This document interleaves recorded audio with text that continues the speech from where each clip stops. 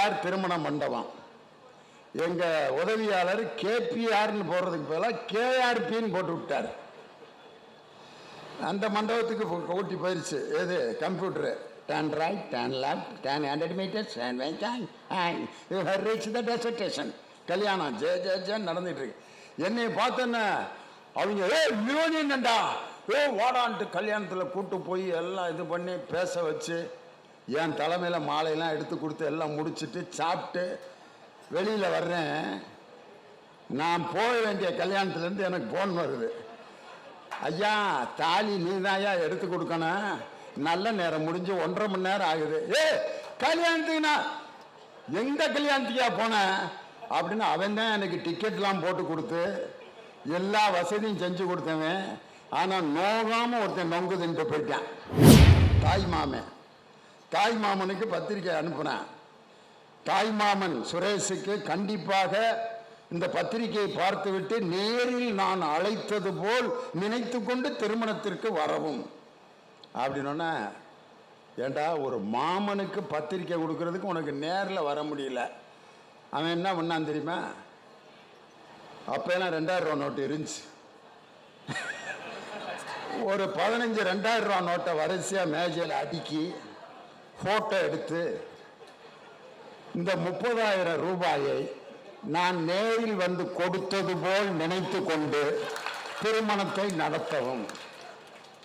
அல்வாவுக்கு halwa. WhatsApp இல்ல, சீனா வீடுதோறும் தொழில் வளர்ச்சி, சைனாவில் பேஸ்புக் இல்ல. ஆனால் தமிழ்நாட்டில் இவன் செல்போனை நோண்டிட்டே இருக்கானே.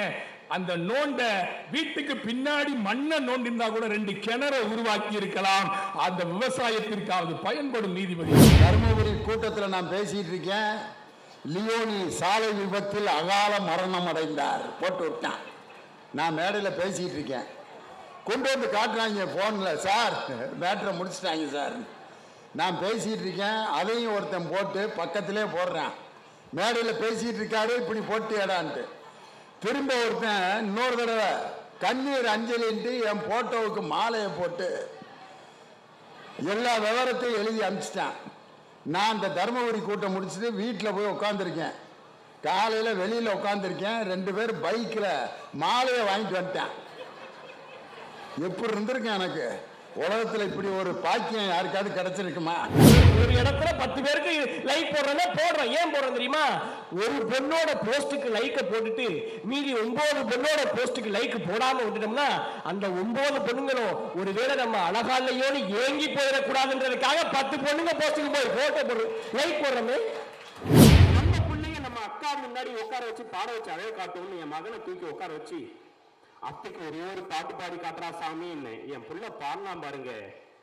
கடுகடு கடுப்பாயி அப்பா வெடித்தடியேன் கடுப்பாயி தொட தொட தொட மாட்டேன் அப்பா தொடாம நான் விட மாட்டேன் மணியாச்சு.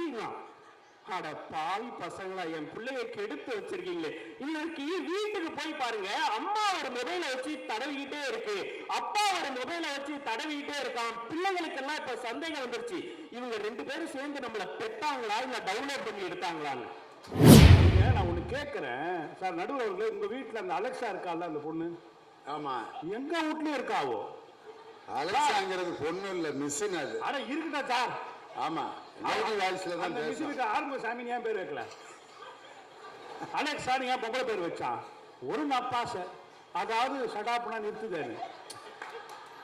25 வருஷம் ஆகுது சார். என் முன்னாடி ஆனந்தி வாய மூட மாட்டான் சார்.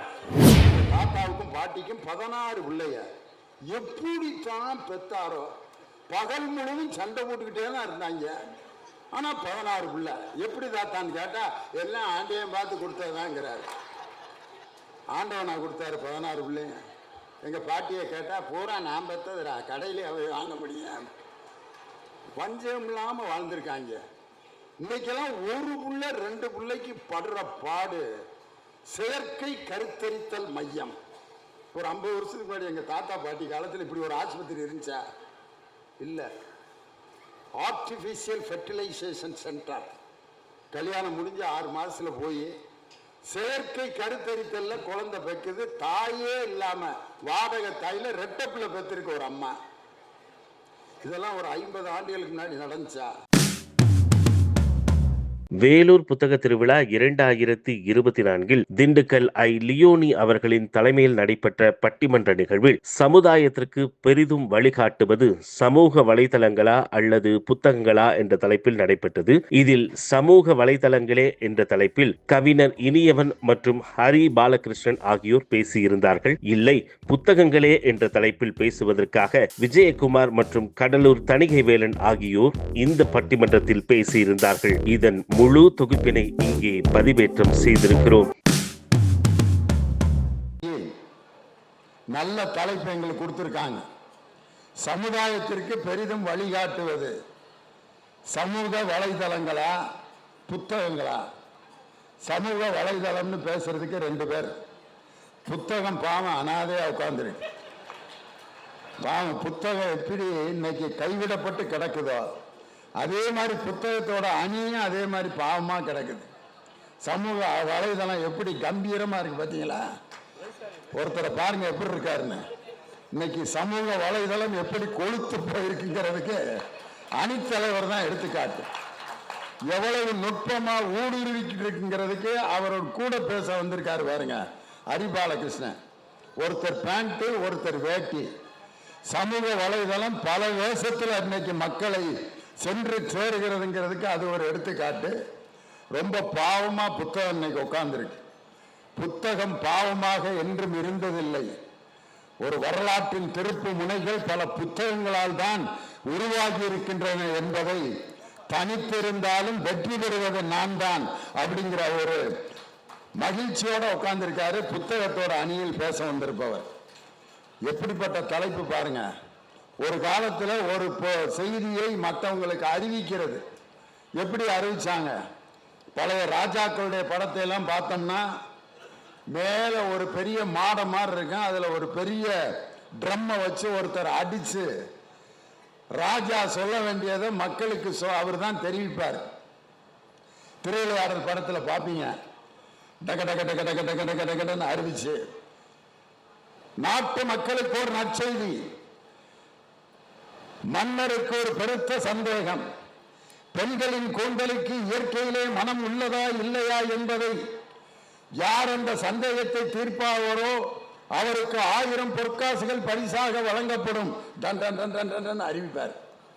அந்த கூட்டத்துக்குள்ள இருக்க தருமி புலவர் நாகேஷ், அப்படியா 1000 பொற்காசா, அப்படியா அறிவிச்சதே, அந்த சந்தேகத்தை தீர்க்கிற பாட்டு உனக்கு தெரியுமா அப்படின்னு கேட்டா எனக்கு என்ன தெரியுமா? யார் அந்த அடிக்கிறவன்? அது தெரிஞ்சா நீ ஏன் தண்டோரா போட்டுக்கிட்டு இருக்க, நீ நேரம் பரிசை வாங்கியிருப்பில்லன்ட்டு அந்த தொடக்கமே காமெடியா தொடங்கும். ஒரு காலத்தில் அரசன் தெரிவிக்க வேண்டியதை இப்படி டமாரம் போட்டு அறிவிச்சு தெரிவிச்சிருக்காங்க. அரசன் இன்னொரு அரசனுக்கு ஏதாவது தெரிவிக்கணும்னா தூதுவன் மூலம் கடிதம் கொடுத்து அனுப்பியிருக்காங்க, புறாக்கள் மூலம் கடிதம் கொடுத்து அனுப்பியிருக்காங்க. அதுக்கப்புறம் கொஞ்சம் கொஞ்சமா அது வளர்ந்து எப்படி மக்களிடம் தொடர்புங்கிறது எப்படி ஏற்பட்டுச்சு. அதுல முதலில் அச்சுக்கலை புத்தகம் அச்சாகியது எங்க? இந்தியாவிலேயே. ஒரு புத்தகம் அச்சாகி பிரிண்ட் ஆன முதல் இடம் எதுன்னா இந்தியாவிலேயே நமது தமிழ்நாட்டில் தான். சீகன் பால்கே ஐயர் என்ற ஒரு பாதிரியார் தரங்கம்பாடியில முதல் புத்தகத்தை அச்சிட்டது இந்தியாவிலேயே நம்ம தரங்கம்பாடியில. அதை அச்சிட்ட பெருமை சீகன் பால்கேங்கிற ஒரு பாதிரியார். அவர் வெளிநாட்டிலிருந்து கப்பல்ல தரங்கம்பாடியில இறங்கியிருக்காரு. அவரை கூப்பிடுறதுக்கு ஒருத்தர் கூட இல்லை. 3 நாளைக்கு மேல ஒருத்தர் கப்பல்ல இருந்தா அன்னைக்கு என்ன செய்வாங்கன்னா அவருக்கு சோறு கொடுக்க முடியல அப்படின்ட்டு தூக்கி கடல்ல போட்டுருவாங்க. இன்னும் ஒரு மணி நேரம் இருந்திருந்தா சீகன் பால்கே ஐயரை தூக்கி கடல்ல போட்டிருப்பாங்க. அந்த கப்பலோட ரூல். கூப்பிடுறதுக்கு யாரும் வரலன்னு அந்த தரங்கம்பாடியில முதலியப்பர் அப்படிங்கிற ஒருத்தர், யாரோ ஒரு பாதிரியார் நம்ம ஊருக்கு வந்திருக்காருன்னு நடந்து போய் அந்த துறைமுகத்தில் சீகன் பால்கே கூட்டிட்டு அவருடைய முதல் அச்சு எந்திரத்தை உருவாக்கி தம்பிரான் வணக்கம் அப்படிங்கிற ஒரு பிரதியை முதலில் அச்சு பிரதியாக வெளியிட்ட பெருமை தமிழனைத்தான் சாரும். அந்த தமிழ்நாட்டில் உருவான புத்தக புரட்சி தான் இன்னைக்கு மாவட்டம் முழுவதும் புத்தக திருவிழா நடைபெறுவதற்கு ஆதாரமாக இருந்தது தமிழ்நாடு. அப்படிப்பட்ட அந்த சீகன் பால்கு ஐயர் தரங்கம்பாடிங்கிற நாகை மாவட்டத்தில் இன்னைக்கு இருக்கிற ஒரு சின்ன ஊர். அங்க நீங்க அந்த ஊருக்கு போனீங்கன்னா வேளாங்கண்ணிக்கோ திருக்கடையூர்ல 60ஆம் கல்யாணம் பண்றதுக்கு அந்த பக்கம் போனீங்கன்னா அந்த கோயிலையும் பார்த்துட்டு வேளாங்கண்ணியும் பார்த்துட்டு நாகூர் தர்காவுக்கு போனீங்கன்னா நாகூர் தர்காவை பார்த்துட்டு வர்ற வழியில உங்களை கெஞ்சி கேட்கிறேன், இந்த தரங்கம்பாடியை போய் பார்த்து முதலில் அச்சு புரட்சியை ஏற்படுத்தி அந்த புரட்சி மண்ணை நீங்க மிதிச்சுட்டு வாங்க. கண்டிப்பா அது உங்களுக்கு வாழ்க்கையில் பெரிய மாற்றத்தை உண்டாக்கும் அப்படின்னு என்னுடைய நம்பிக்கை. அருமையான ஒரு தலைப்பு, புத்தகங்களா சமூக வலைதளமா வாழ்க்கைக்கு வழிகாட்டுவது. இந்த வேலூர்ல ஒருத்தர்கிட்ட வழிகாட்டு கேட்டா எப்படி பதில் சொல்லுவாரு. ஒருத்தர்கிட்ட கேட்டேன், ஐயா இந்த வேலூர் கோட்டைக்கு எப்படி போகலாம் அப்படின்னு கேட்குறேன், காட்பாடி ஜங்ஷன்ட்ட. அவன் என்ன நிலைமையில இருந்தானா, இப்படியேயும் போகலாம் கையை தொங்க போட்டும் போகலான்னா. நான் இப்படி கேட்டதுக்கு, இப்படி போகிறதுனாலும் போகலாங்க, கையை தொங்க போட்டு போனாலும் பாட்டு வழி கேட்டேன்டா அப்படின்னு. இன்னொருத்தனை கூப்பிட்டேன், அவன் ஒரு டைப்பாக உட்காந்துருந்தான்.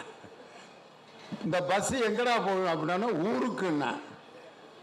டே ஏண்டா ஏற்கனவே நொந்து போயிருக்கேன்டா, ஊருக்கு போகிற பஸ்ஸு தான்டா, எந்த ஊருக்கு அப்படின்னு பஸ்ஸை கேட்டு சொல்கிறேன்னா.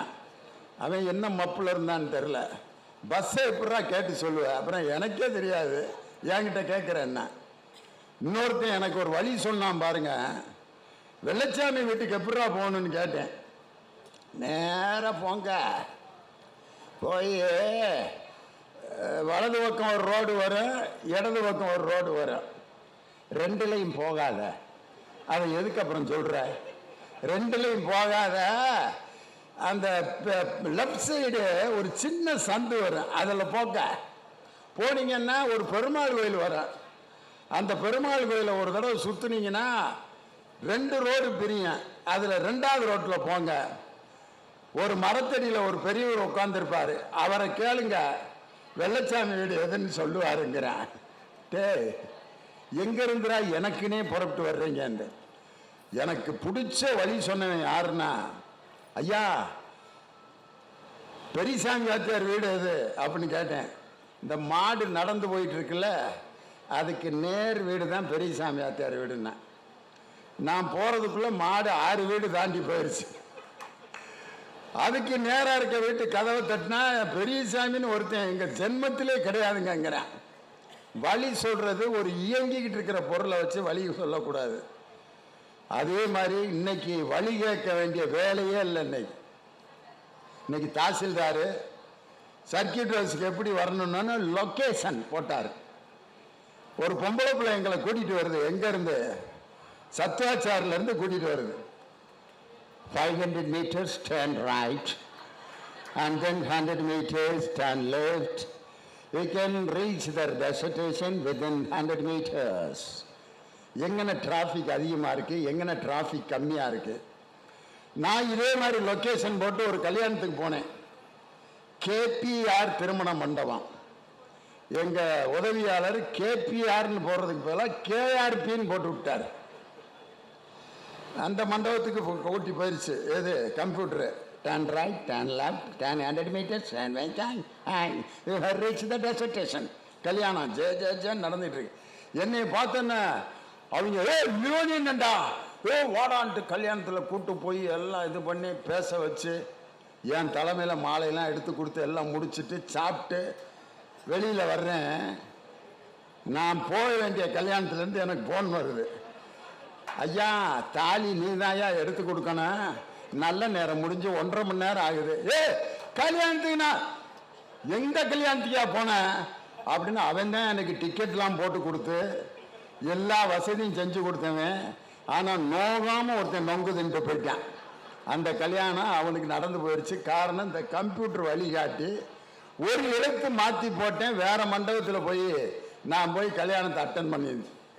இன்னைக்கு சமூக வலைதளம்ங்கிறது என்ன நிலைமைக்கு ஆளாயிருக்கு. சாதாரண ஆளுடைய திறமையெல்லாம் இன்னைக்கு வெளியில வந்துருச்சு.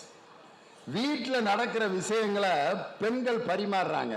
ரசம் வச்சிட்டேன்டி மேரி, ரசம் வச்சிட்டேன். உடனே மேரி பதில், வச்சிட்டியாடி, எப்படி இருந்துச்சு? எங்க வீட்டுக்காரர் இனிமே தான் வந்து சாப்பிடுவார். எப்படி இதெல்லாமா ஏன் நாட்டில் சொல்லிக்கு பரிமாறிட்டு இருக்கிறது? சாப்பிட்டியா, இங்கிலீஷில் SAPTIA, சாப்பிட்டியா அப்படின்னு அவர் சாப்பிட்டேன் அப்படின்னா அதை எழுதுறதுக்கு அவருக்கு நேரம் இல்லையா?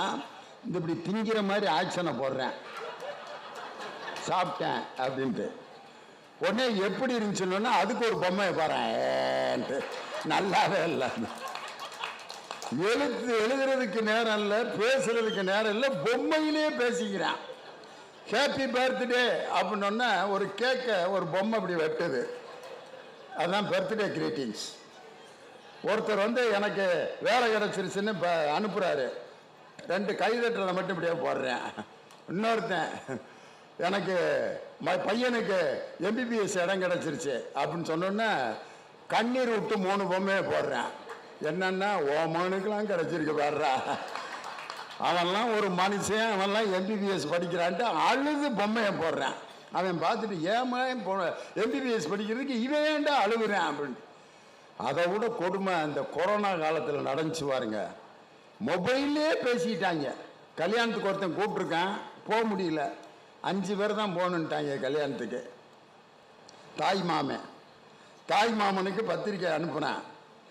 தாய் மாமன் சுரேஷுக்கு கண்டிப்பாக இந்த பத்திரிகையை பார்த்துவிட்டு நேரில் நான் அழைத்தது போல் நினைத்து கொண்டு திருமணத்திற்கு வரவும் அப்படின்னா, ஏண்டா ஒரு மாமனுக்கு பத்திரிக்கை கொடுக்கறதுக்கு உனக்கு நேரில் வர முடியல.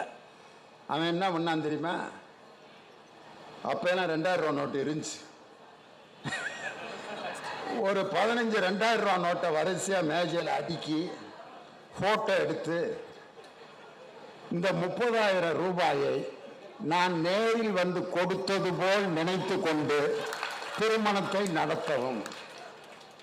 அல்வாவுக்கு அல்வா, இவன் 1/4 கிலோ கிண்டி கொடுத்தா அவன் 3/4 கிலோ கிண்டி திருப்பி அனுப்புறேன்.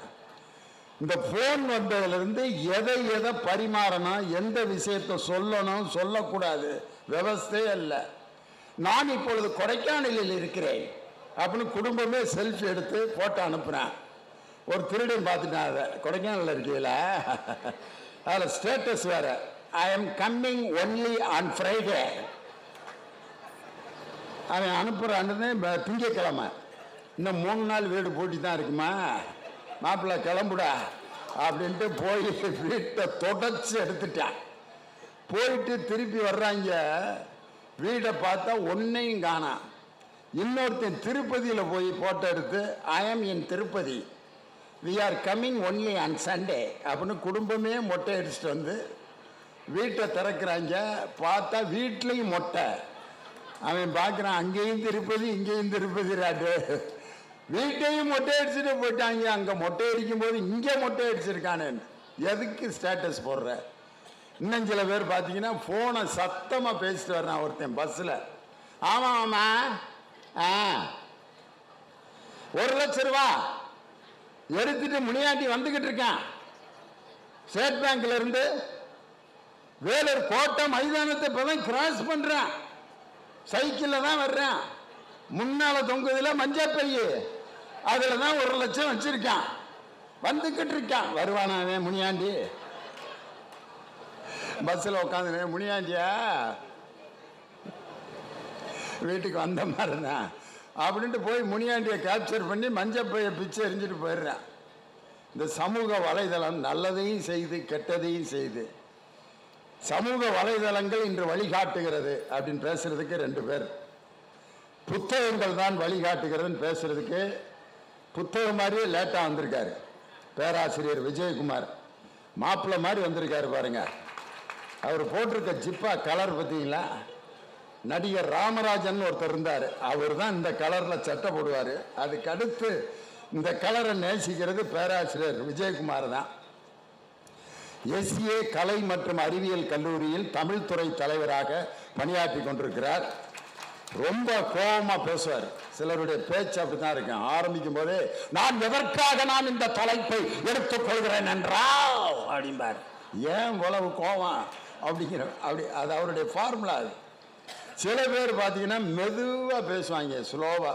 வரவேற்புரை சொல்றதுக்கே 1.5 மணி நேரம் ஆகும். அன்பார்ந்த பெரியோர்களே, வேலூர் நகரத்தில் எல்லாரும் எந்திரிச்சிருவேன். நீ மெதுவாக வரவேற்புரை சொல்லு, நாங்கள் வீட்டில் போய் தூங்கி எந்திரிச்சிட்டு அப்புறம் வாரான்ட்டு அப்படி சொல்கிற ஆள் இருக்கான். ஆனால் இவர் கோபமாக பேசுவார். அவரிடம் படித்த 2 மாணவர்கள் தான் உலக சாதனை படைத்த செஸ் சாம்பியன்கள், பிரிக்யானந்தா, வைசாலி. அவங்க 2 பேருடைய ஆசிரியர். ஒரு ஆசிரியருக்கு இதுக்கு மேலே வேற பெருமை வேற ஒன்றும் இல்லை. என்கிட்ட படித்த ஒரு பையன் ஆடி காரில் வந்து இறங்கினான். ஆஹா, நம்ம மாணவன் ஆடி காரில் வந்து இறங்குறான்டா அப்படின்னா ஃபுல் போதையில் இருந்தான். சார், உங்கள்கிட்ட நான் படித்தேன் சார், பெரிய வசதியாக இருக்குது சார், 20 லாரி வச்சுருக்கேன் சார், 5 பங்களா கட்டி விட்ருக்கேன் சார், அப்பார்ட்மெண்ட் 3 வாடகைக்கு விட்ருக்கேன் சார், ஆஹா ஓகான்ட்டேன்னா பேசிகிட்டு இருந்தான். ஒரு 5-6 பேர் சுற்றி நின்னாங்க. சுற்றி நின்னோன்னா அவன் ஒரு வாக்கியத்தை சொல்கிறேன். என்ன சொன்னான் தெரியுமா? நான் இந்த நிலைமையில் இருக்கிறதுக்கு காரணமே நீங்கள் தான் சார். அந்த சுற்றி நின்னவங்கெல்லாம் அருமையாக சொல்லி கொடுத்துருக்காருடா லியோனி. வகுப்புலேவா படித்தவனே இப்படி இந்த ஊற்றி இருக்கானேன்ட்டு அவன் பெரிய வசதியாக இருக்கான். மற்ற விஷயத்தையெல்லாம் ஆளுக வராதுக்கு முன்னாடி சொல்லிட்டான். நான் இந்த நிலைமையில் இருக்கிறதுங்கிறத மட்டும் 15 பேர் வந்தோன்னு சொல்கிறேன். என்னை என்ன நினச்சிருப்பாங்க? ஆனால் ஒரு நல்ல ஆசிரியர் எப்படி இருக்கணுன்றதுக்கு இலக்கணம் பேராசிரியர் விஜயகுமார். அவரை எதிர்த்து சமூக வலைதளம் தான் இன்று வழிகாட்டுகிறது அப்படிங்கிற அணியின் தலைமை பேச்சாளராக வந்திருப்பவர் என் அருமை தம்பி கவிஞர் இனியவன். மிலிட்டரியில் இராணுவத்தில் பணியாற்றி கொண்டிருக்கிறார், கப்பற்படையில் பணியாற்றுகிறார். மிகச்சிறந்த பேச்சாளர். அவருடைய பேச்சில் ஒரு சில பிட்டெல்லாம் உலகம் முழுவதும் இன்னைக்கு பரவி இருக்கு. உதாரணத்துக்கு ஒரு பாட்டுக்கு அவர் கொடுத்த விளக்கம் உலகம் முழுவதும் எல்லாரும் மொபைலில் வச்சிருப்பேன். அதை என்னன்னா, கவிப்பேரரசு வைரமுத்து அந்நியன்கிற ஒரு படத்தில் ஒரு பாட்டு எழுதியிருந்தார். அண்டங்காக்கா கொண்டைக்காரி ரண்டக ரண்டக ரண்டக ரண்டக அச்சு வெள்ள பேச்சுக்காரி ரண்டக அப்படின்னு ஒரு பாட்டு. இப்படிலாம் ஒரு பாட்டு எழுதுறாங்களேன்னு நான் சொன்னேன். அதுக்கு இவர் பதில் சொல்ல வந்தவர், அண்டங்காக்கா கொண்டைக்காரி என்பது ஒரு பக்தி பாடல் நடுவுறவர்களே. என்னையா ரண்டக்க ரண்டக்கங்கிற பாட்டு பக்தி பாட்டா? அண்டங்காக்கா கொண்டைக்காரி யார்? அண்டத்தை காப்பவள் மதுரை மீனாட்சி, அவள் கொண்டை போட்டிருப்பாள். அண்டங்காக்கா கொண்டைக்காரி, 5 சொல்லுக்காரி, 5 எழுத்து மந்திரம் ஓம் நமச்சிவாயா, 8 எழுத்து மந்திரம் ஓம் நமோ நாராயணா, 6 சொல்லுக்காரி. உடனே நான் சொன்னேன், ரண்டக்கன்னா என்னன்னு கேட்டேன்.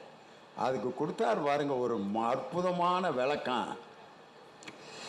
எல்லா கடவுள் வீட்லையும் போய் பாருங்க, 2 அக்கா தான் இருப்பாங்க. சிவபெருமானுக்கு 2 அக்கா, பெருமாளுக்கு 2 அக்கா, முருகனுக்கு 2 அக்கா. அதனாலதான் அந்த கவிஞர் ரண்டக்கா ரண்டக்கா ரண்டக்கா.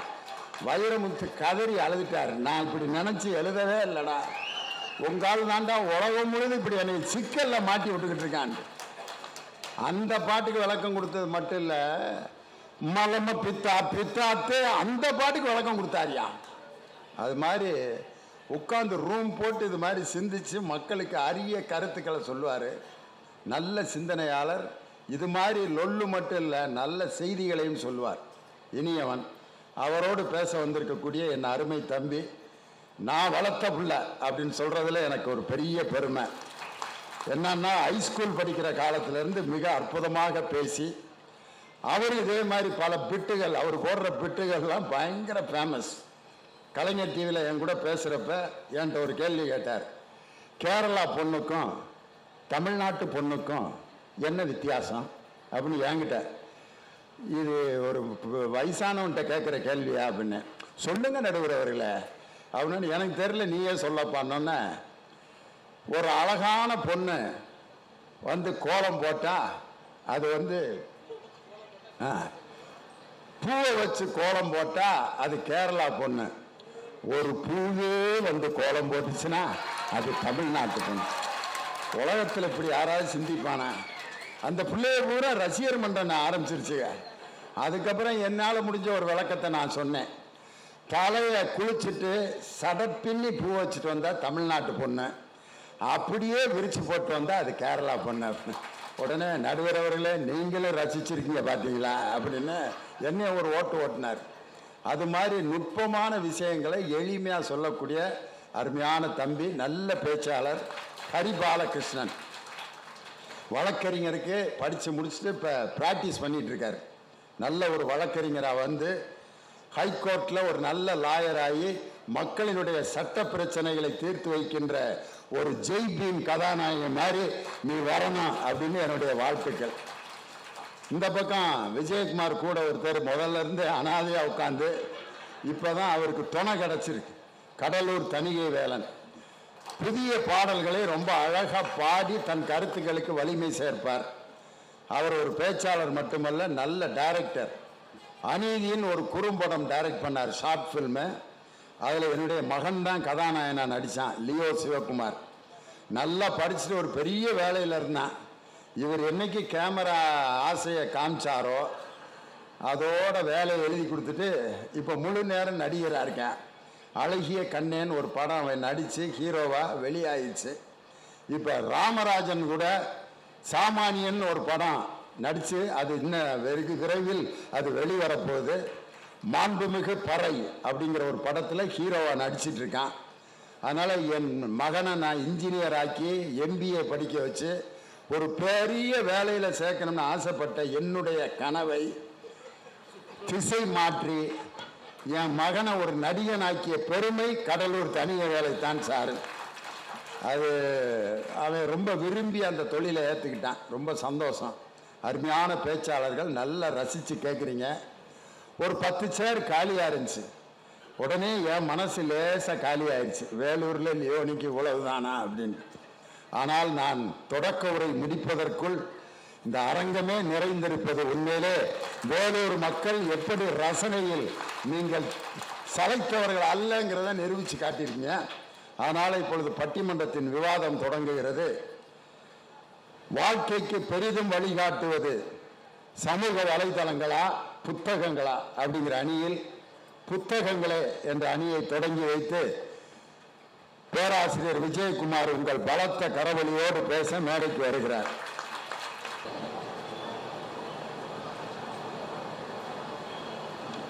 பாவலர்கள்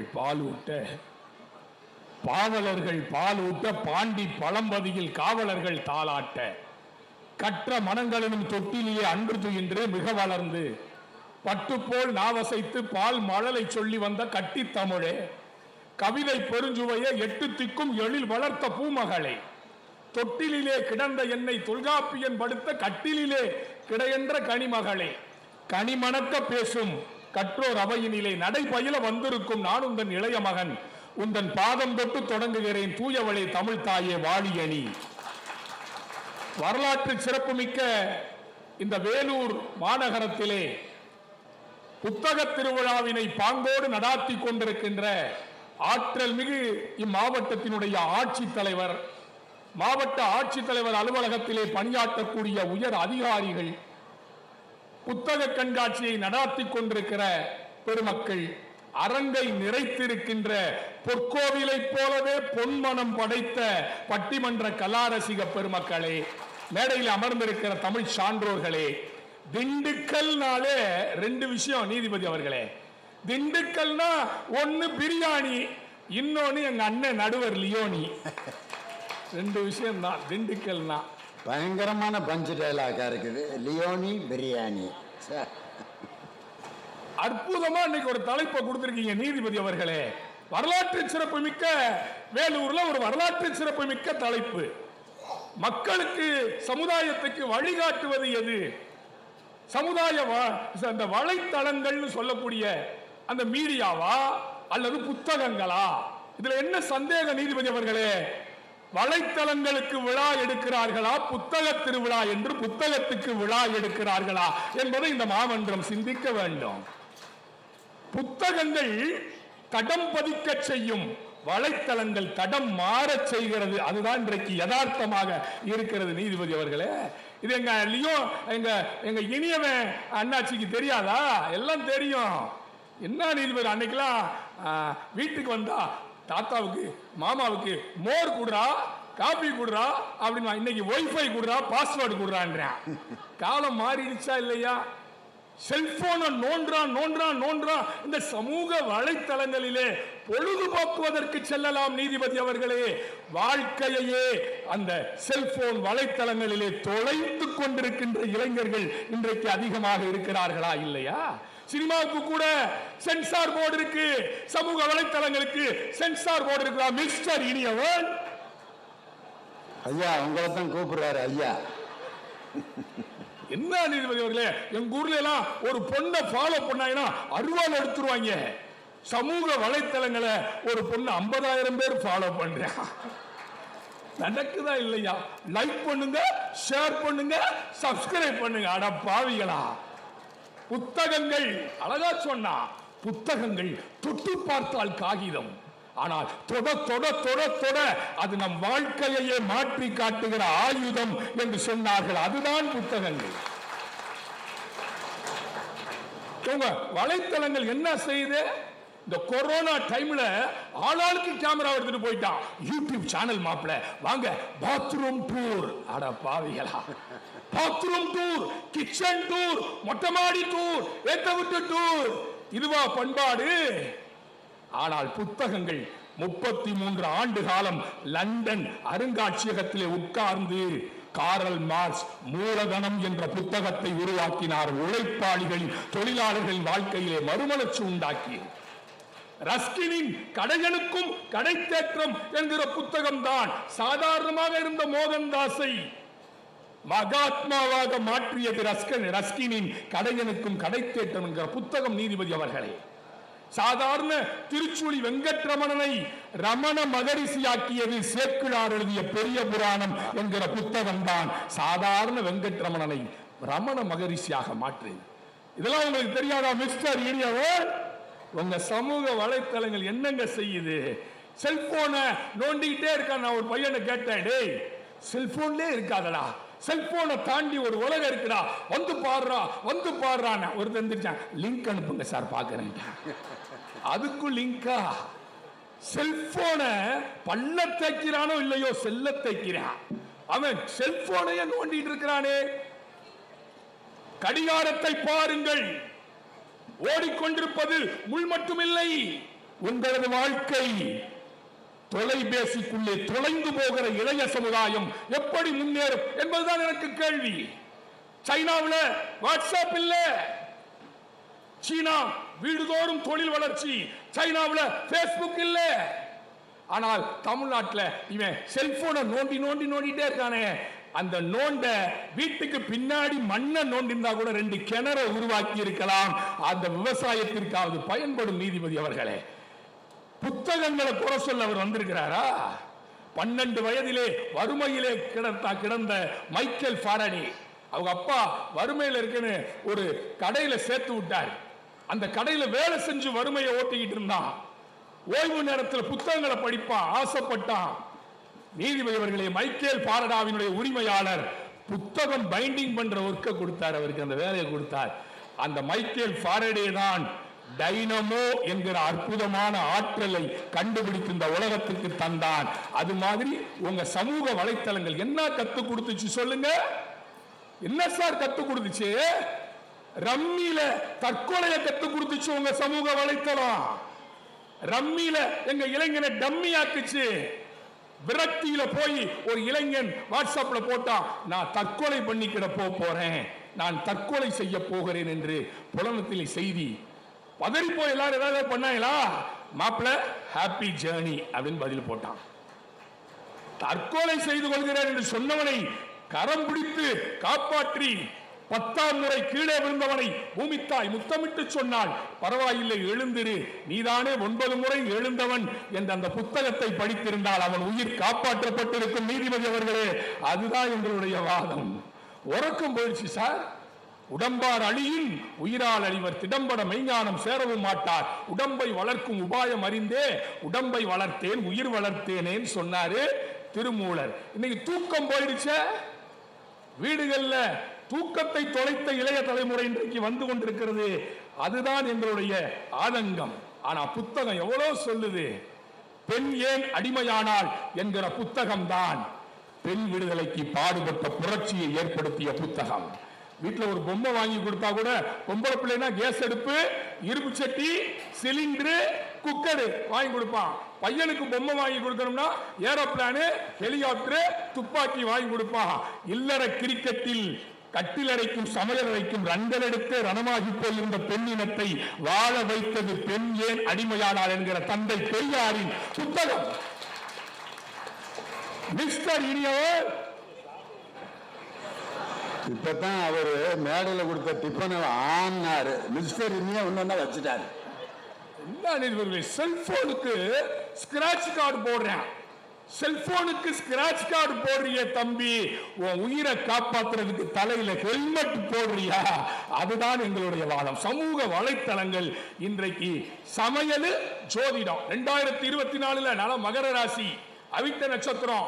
சமூக வலைத்தளத்தை ஒருத்தன் சொன்னா ஜோசியக்காரன், உங்களுக்கு அவிட்ட நட்சத்திரம் மகர ராசி, சூரியன் அங்க இருக்காரு, ராகு இங்க இருக்கிறாரு, 2024 உங்களுக்கு எல்லாம் கிடைக்கும்னா 2024 கேலண்டர் கூட எனக்கு கிடைக்கல நீதிபதி. இன்னைக்கு நிலைமை அதுதான். சமூக வலைத்தளங்கள் சரியில்லை என்பதற்காகத்தான் மகாகவி பாரதி சொன்னான், காசி நகர் புலவர் பேசும் உரைதான் காஞ்சியில் கேட்பதற்கு ஒரு கருவி செய்வோம் என்று. ரேடியோ புத்தியோட நிப்பாட்டிக்கங்கடா.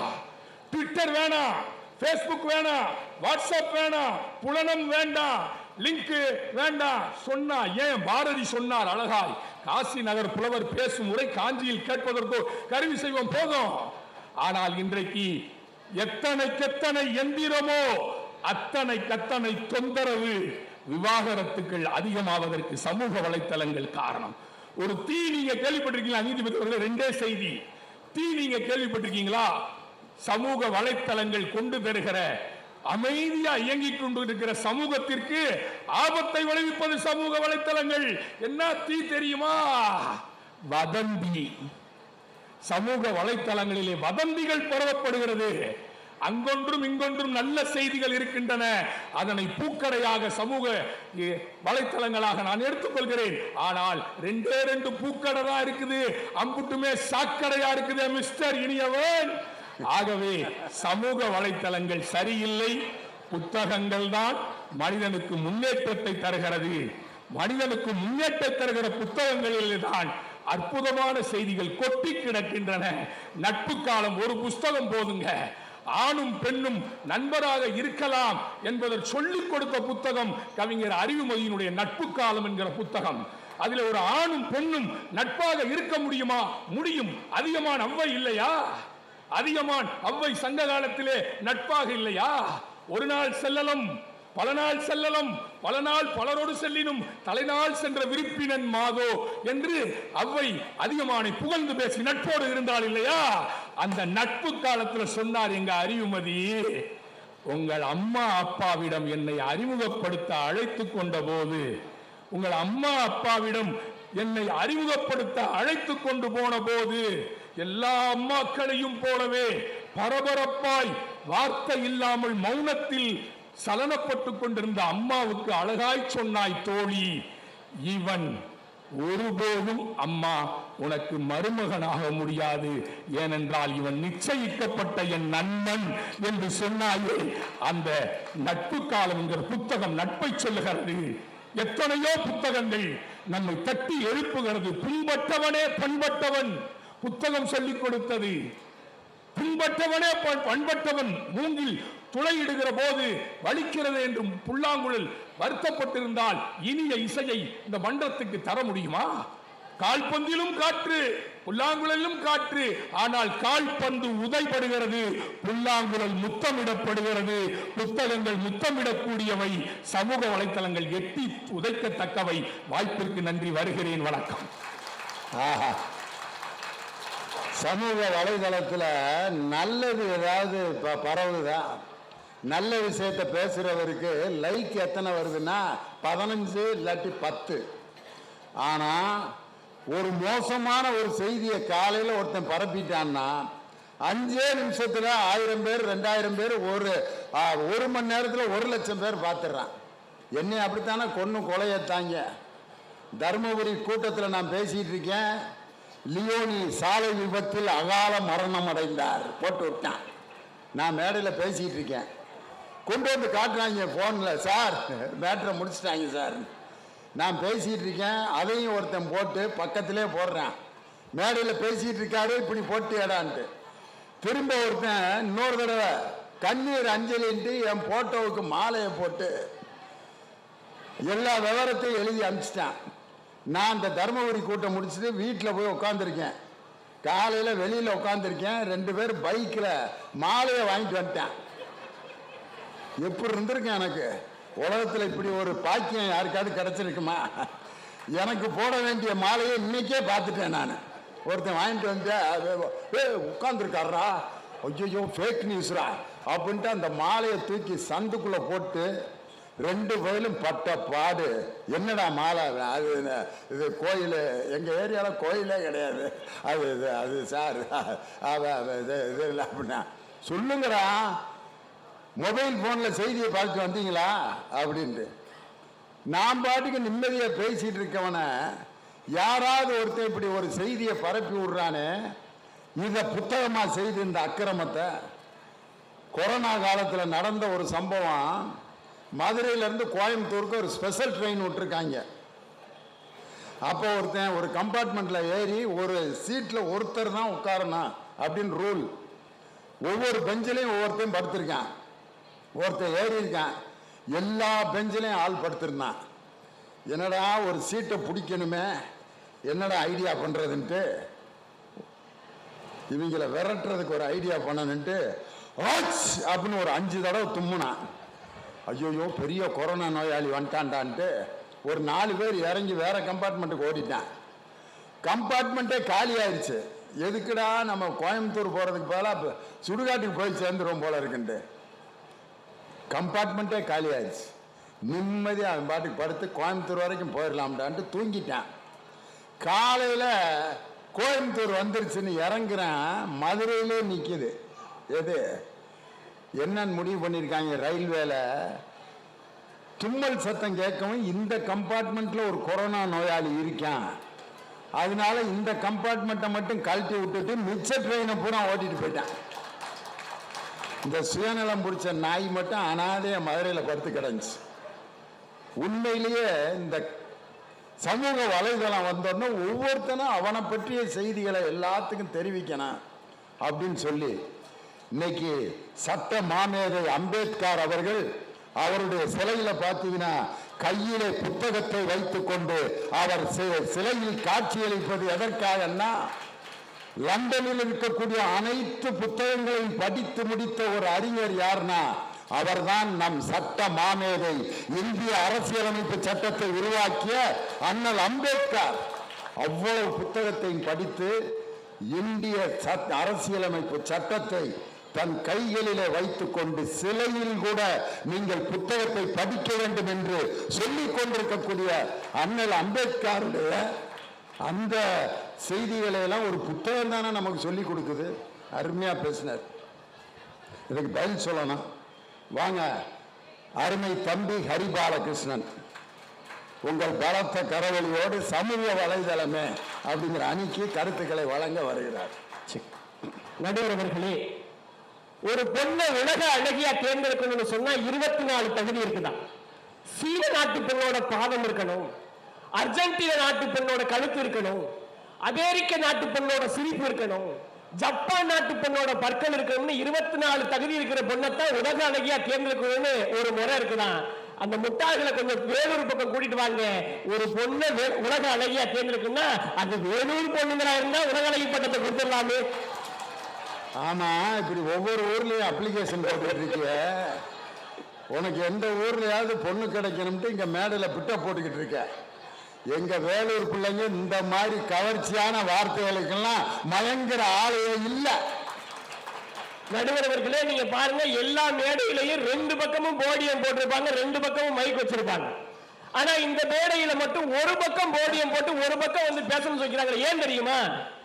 இன்னைக்கு புத்தகங்கள் நல்ல விஷயங்களை சொன்னா கூட சமூக வலைதளங்கள்ல எங்க பக்கம் வந்துறாங்க சொல்ல வேண்டி இருக்கிறது. சூட்சமா அவங்க மேடையிலே சொல்றாங்க. நீங்க புரிஞ்சுக்கணும். நடுவர் அவர்களே, அவர் சொன்னார், எங்க அண்ணன் தான் விஜயகுமாரன் வந்து சொன்னாங்க, இன்னைக்கு பசங்க எல்லாம் ஒரு பொண்ணு 50,000 பேர் Facebookல ஃபாலோ பண்றான், இன்ஸ்டாகிராம்ல ஃபாலோ பண்றான். சார் நாங்க பண்றோம் சார். ஏன் பண்றோம்? ஒரு பொண்ணு, அதாவது ஒரு இடத்துல 10 பேருக்கு லைக் போடுறோம்னா போடுறோம். ஏன் போடுறோம் தெரியுமா? ஒரு பொண்ணோட போஸ்டுக்கு லைக்க போட்டுட்டு மீதி 9 பொண்ணோட போஸ்டுக்கு லைக் போடாம விட்டுட்டோம்னா அந்த 9 பொண்ணுங்களும் ஒருவேளை நம்ம அழகா இல்லையோன்னு ஏங்கி போயிடக்கூடாதுன்றதுக்காக 10 பொண்ணுங்க போஸ்டுக்கு போய் போட்டோ போடுறோம், லைக் போடுறோமே. அந்த பெரிய மனசு எங்களுக்கு இருக்கு சார். புத்தகங்களை பத்தி பேசினாங்க. சரி, உங்களுடைய புத்தகங்கள் என்ன? உங்களுக்கு இப்ப ராசியை பத்தி சொன்னாங்க. நானும் தான், எனக்கு தான் கடகராசி. நீங்க நினைச்சீங்கன்னா நாளைக்கே கல்யாணம் ஆகும்னு சொன்னாங்க. ஆகுதா சார்? புடிச்சு சாப்பிடுற பிரியாணியில கூட பிடிக்காம 2 பட்டை கிராம்பு இருக்கதான் செய்யும். நம்ம அதை எடுத்து போட்டு பிடிச்சிருக்குன்னு தூர்வார ஆரம்பிச்சிடணும். இப்போ நான் ஒரே உங்க புத்தகத்தினால பொண்ணு கிடைக்குமா நான் கேட்கிறேன். சமூக வலைதளங்கள் இருக்கிறதுனால ஒரு அப்ளிகேஷனை போட்டா பொண்ணு கிடைக்கும். நீங்க படிச்ச புத்தகத்துக்கு நீங்க ஒருத்தனுக்கு வேலையே கிடைக்க மாட்டேங்குது, எப்படி பொண்ணு கிடைக்கும் சார்? சமூக வலைதளங்களுக்கு எவ்வளவு உயர்ந்து ஒன்னேதான் கேட்கிறாரு. ஒரு 15 புத்தகத்தை படிச்சா பொண்ணு கிடைக்குமா கேள்வி கேட்டிருக்காரு. பதில் சொல்லணும் சார். ஒண்ணும் இல்ல, உங்க புத்தகங்கள் என்ன சொல்லுது? All Indian chairman brothers and sisters. சின்ன வயசுல இருந்தே சொல்லுது இல்ல, இந்த புத்தகத்துல நம்ம படிச்சிருக்கோம். எனக்கு ஒரு சந்தேகம், சின்ன வயசுல இருந்து வேலூர் மண்ணில் இன்னைக்கு விவரம் தெரிஞ்சு கேட்கிறேன் sir. All Indian sir brothers and சிஸ்டர்ஸ்னா நாங்க யார சார் போய் கல்யாணம் பண்றது? என்ன புத்தகங்கள் சொல்லுது? ஒரு விஷயம் சும்மா ஒரு எல்லாரையும் சகோதரமா நினைக்கணுங்கிறதுக்காக சொல்லியிருப்பாங்க. All Indians are brothers and sisters அப்படின்னா என்ன யாரு கட்டிக்குவான்னு கேட்டா இப்படிலாம் கேட்டா அப்புறம் எப்படியா? இந்த நிலைமையை நினைச்சு பாருங்க. மேடையில் நம்ம பேசும்போது அன்பார்ந்த சகோதர சகோதரிகளேங்கிறான். என் மனைவியும் அதுல உட்காந்துருக்கு. உடனே அது எந்திரிச்சு வந்து என்னையும் நீ எப்படி சகோதரின்னு சொல்லலான்னு கோர்ட்ல கேஸா போட முடியும்? ஒரு மனுஷன் இப்படியாயா பேசுவேன்? ஆனா உங்களுக்கு இப்படி ஒரு துயரமான சம்பவம் நடந்திருக்குன்றத உங்க வாயிலா கேட்கறது எனக்கு ரொம்ப கொடூரமா இருக்கு சார். கலரை வச்சு கலர் பூசி விளையாடுறதுக்கு நாங்க என்ன வடநாட்டுக்கார இளைஞனா? உயிரை வச்சு உயிரை நினைக்கிற மாட்டோட ஜல்லிக்கட்டு விளையாடுற தமிழ்நாட்டுக்கார இளைஞன்னு சொல்ற ஒரு புரட்சி மெரினாவில் நடந்துச்சுன்னா புத்தக மூலமா நடந்துச்சா, சமூக ஊடகம் மூலம் நடந்துச்சா? நீங்க சொல்றீங்க சமூக ஊடகம் பயன்படுத்துறவங்க தப்பா போயிட்டு இருக்காங்க. நைட்டு 12 மணிக்கு மெரினா போராட்டத்துல ஒரு போலீஸ் போய் ஒரு பொம்பளை பிள்ளைய எழுப்பி கேட்கிறாரு, ஏமா நைட்டு 12 மணி ஆச்சு, இத்தனை பசங்க இருக்காங்க, இத்தனை பசங்க மத்தியில நீ தனியா உட்கார்ந்துருக்கியே, உனக்கு பயமா இல்லையான்னு அந்த பொண்ணு ஒரே வார்த்தை தான் சொல்லுச்சு, ஏன் சார் பசங்களை பார்த்து பயப்படுற அளவுக்கு அவங்க என்ன பார்க்கறதுக்கே பயங்கரமா இருக்கு, வடநாட்டு பசங்க மாதிரியா இருக்காங்க, பொண்ணுங்களை தெய்வமா மதிக்கிற தமிழ்நாட்டு பசங்களோட உட்கார்ந்துருக்கோம் சார், எங்களுக்கு என்ன பயம்னு சொல்லி கேட்டாங்க. சமூக ஊடகம் எங்களுக்கான அங்கீகாரத்தை பெற்றுக் கொடுத்தது சார். ஒண்ணும் இல்ல, ஒரே ஒரு சின்ன கவிக்கும் அழகா சொன்னார், புத்தகங்களே குழந்தைகளை கிழித்து விடாதீர்கள் சொல்லி. அந்த இடத்தை நான் இன்னைக்கு சொல்றேங்க. ஒரு ஒரு சின்ன கதை சொல்றேன். திரிபுராவில் ஒரு சிங்கம், 2 சிங்கம் காட்டுல இருந்துச்சான். ஒரு ஆண் சிங்கம், ஒரு பெண் சிங்கம். என்ன பண்ண மனுஷன் என்ன பண்ணானா, இது 2த்தையும் பிடிச்சி கூண்டுல போட்டா தான் மனுஷங்க பார்ப்பாங்கன்னு புத்தகத்துல படிச்சுட்டு அந்த 2 சிங்கத்தையும் ஒரு கூட்டுல போட்டானா. ஒரு சிங்கத்துக்கு, பெண் சிங்கத்துக்கு, அந்த சிங்கம் ஒரு பெண்ணா இருக்கிறதுனால ராமாயணத்தை படிச்சுட்டு வந்த ஒரு மனுஷன் சீதான்னு பேர் வச்சான். இன்னொரு சிங்கம் ஆண் சிங்கம். அவன் அக்பர், ஜோலா அக்பர், இந்து முஸ்லீம் ஒற்றுமைக்கு ரொம்ப இணையான ஒரு மன்னன், அந்த மன்னனுடைய பேர் வைப்போம்னு அக்பர்னு ஆண் சிங்கத்துக்கு வச்சாங்களாம். அந்த சிங்கத்தை மேற்கு வங்கத்துக்கு கொண்டு வந்தாங்க. அந்த 2 சிங்கத்துக்கும் பேர் சரியில்லை. அந்த கேப்ல அந்த ஆண் சிங்கமும் பெண் சிங்கமும் பாவம் லவ் பண்ணிடுச்சுங்க. இங்க கொண்டு வந்த உடனே 2 சிங்கமும் சேரக்கூடாதுன்னு கோர்ட்ல கேஸ் போட்டாங்க. இப்ப ஆண் சிங்கம் கேட்டுச்சான் பெண் சிங்கத்திட்ட, நீ எங்கேயோ ஒரு மூலையில காட்டுல கிடந்த, நான் எங்கேயோ ஒரு மூலையில காட்டுல இருந்தேன், 2 பேரையும் புத்தகத்துல படிச்சுட்டு இந்த மனுஷங்க நம்மளை ஒன்னா சேர்த்தாங்க, நம்மளும் காதலிச்சோம், அவங்களே பேரு வச்சாங்க, இப்ப அந்த பேரு சேரக்கூடாதுன்னு அவங்களே பிரிக்கணுங்கிறாங்களே, இது என்ன கதைன்னு பாவம் போல அந்த பெண் சிங்கத்தை பார்த்து கேட்டுச்சான். பெண் சிங்கம் சொன்னிச்சான், உண்மையிலுமே இது எனக்கு வருத்தமான விஷயம் தான், மனிதன் ஒரு மகத்தான செல்லிப்பயல் தான் கேள்விப்பட்டிருக்கேன், இப்படி பெண்கள் சிங்கத்தை கூட சேர விடாத மானங்கிட்ட செல்லிப்பயலா இருக்கிறானேன்னு சொல்லிட்டு அந்த பெண் சிங்கம் ரொம்ப வருத்தப்படுச்சான். புத்தகம் படிப்பவர்கள் எந்த திசையில போறதுன்னு தெரியாம ஒரு இடத்துல தேங்கி நிற்பாங்க. அப்போது அவர்களுக்கு வழிகாட்டுவது சமூக வலைதளங்கள்னு சொல்லக்கூடிய விஷயங்கள் நான் சொன்னா உண்மையில அதை நாங்க போட்டுறோம் சார். சார் நீங்க ஒரே ஒரு விஷயம் நான் சொல்றேன். பேருந்துல சென்னையில நிகழ்ச்சி முடிச்சு, உங்களுடைய நிகழ்ச்சி முடிச்சு நான் திருச்சிக்கு போயிட்டு இருந்தேன். ஒரு டிரைவர், நான் மன்னார்புரத்துல திருச்சிக்கு முன்னாடி இறங்குறதுக்காக முன்னாடி போனேன், ஒரு பட்டிமன்றத்தை வச்சு செல்போன்ல கேட்டுக்கிட்டு இருந்தார். அவர்கிட்ட கேட்டேன், ஏன்னா வழக்கமா டிரைவர் போகும்போது பாடல்கள் கேட்பாங்க, நீங்க எதனால பட்டிமன்றம் கேட்கறீங்கன்னு சொல்லும்போது அவர் சொன்னாரு, தம்பி என்னை நம்பி உள்ளுக்க 200 பேர் இருக்காங்க, 200 பேரு 200 குடும்பம், 200 குடும்பத்தையும் நான் தான் கண்ணு முழிச்சு ஓட்டிட்டு போனோம். ஒருவேளை பாடல்கள் கேட்டா, ஏதாவது நகைச்சுவா கேட்டா நான் எனக்கு தூக்கம் வர்ற மாதிரி இருக்கும். ஆனா இந்த பட்டிமன்ற நகைச்சுவையும் கருத்துக்களும் சேர்ந்து வரதுனால எனக்கு தூக்கமே இல்லாம எத்தனை கிலோமீட்டர் போனாலும் அலுப்பு இருக்காதுன்னு சொன்னாங்க. சார் உங்களோட எத்தனையோ மேடைகள் நான் இணைஞ்சு பேசியிருக்கேன். ஒரு அந்த நம்ம பேசிருக்கக்கூடிய நெல்லை புத்தகத்தில் அவரோட வீடியோவை பார்த்துட்டு 200 குடும்பத்தை காப்பாத்துறேன்னு ஒரு டிரைவர் சொன்னாரு. அதுக்கு போன்ற ஒரு உணர்வு எனக்கு வந்ததே இல்லைன்னு சொன்னா, சமூக ஊடகங்கள் இப்படியான நல்லதை செய்யற, இதையே நீங்க பார்க்க மாட்டேன்றதை நான் கேட்கிறேன். நிறைவா ஒரு விஷயம் சொல்றேன், எல்லாமே நம்ம தப்பா இருக்குன்னு சொல்றோம். உண்மைகளை கண்டறியறதுக்கு சமூக ஊடகத்தை போல ஒரு சிறந்த வழியே கிடையாது சார். ஏன் தெரியுமா? நான் ஒரே ஒரு செய்தியை சொல்றேன். வ.உ.சி. ஐயாவை பற்றி எத்தனையோ புத்தகங்கள் சொன்னது, ஆனால் வ.உ.சி. ஐயாவுடைய குடும்பம் என்னதுன்னு பல பேருக்கு தெரியாம இருந்தது. சமீபத்தில் அவருடைய பேட்டி செல்வின்னு அந்த அம்மாவுடைய பேரு சமூக ஊடகத்தின் வாயிலாக பேசுறாங்க.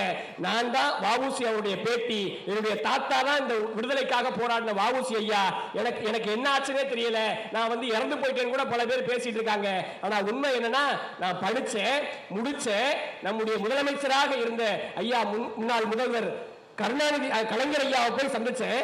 கர்நாடக தண்ணி பிரச்சனை இருந்துச்சு, அந்த நேரத்தில் நான் போய் சந்திக்கும் போதும் கூட நான் வ.உ.சி. அவர்களுடைய பேட்டின்னு சொல்லி ஒரே கையெழுத்து, எனக்கு அரசாங்க வேலை போட்டு கொடுத்தவர் அவர். அதனால இன்னைக்கு நான் மகிழ்ச்சியா இருக்கேன்னு அந்த அம்மா என்னைக்கோ பேசுற வீடியோ இன்னைக்கும் தமிழர்களுக்கு வ.உ.சி.யின் பரம்பரை வாழ்ந்து கொண்டிருக்கின்ற ஒரு அங்கீகாரத்தை கொடுத்ததுன்னா, புத்தகத்தை தாண்டி எங்களுடைய சமூக ஊடகங்கள் இன்றைக்கு எல்லோர் மத்தியிலும் இருக்கின்றது. இதை விட சிறந்த எடுத்துக்காட்டு என்னங்க இருக்க முடியும்? காரல் மார்க்ஸ் சொன்னாங்க, நீங்கள் காரல் மார்க்ஸ் எழுதிய மூலதனம் என்ற பத்திரிகை, அந்த புத்தகம் மக்களிடையே போய் சேர்வதை விட ஒரு நொடி காரல் மார்க்ஸை பற்றி பேசினா அந்த வீடியோ 1 மில்லியன் 2 மில்லியன் வியூஸ் போடுங்க ஒரே நாள்ல. இதை விட என்ன இருக்க முடியும்? நிறைவா சொல்லி முடிக்கிறேங்க, உங்களுக்கு தெரியாதது இல்லை.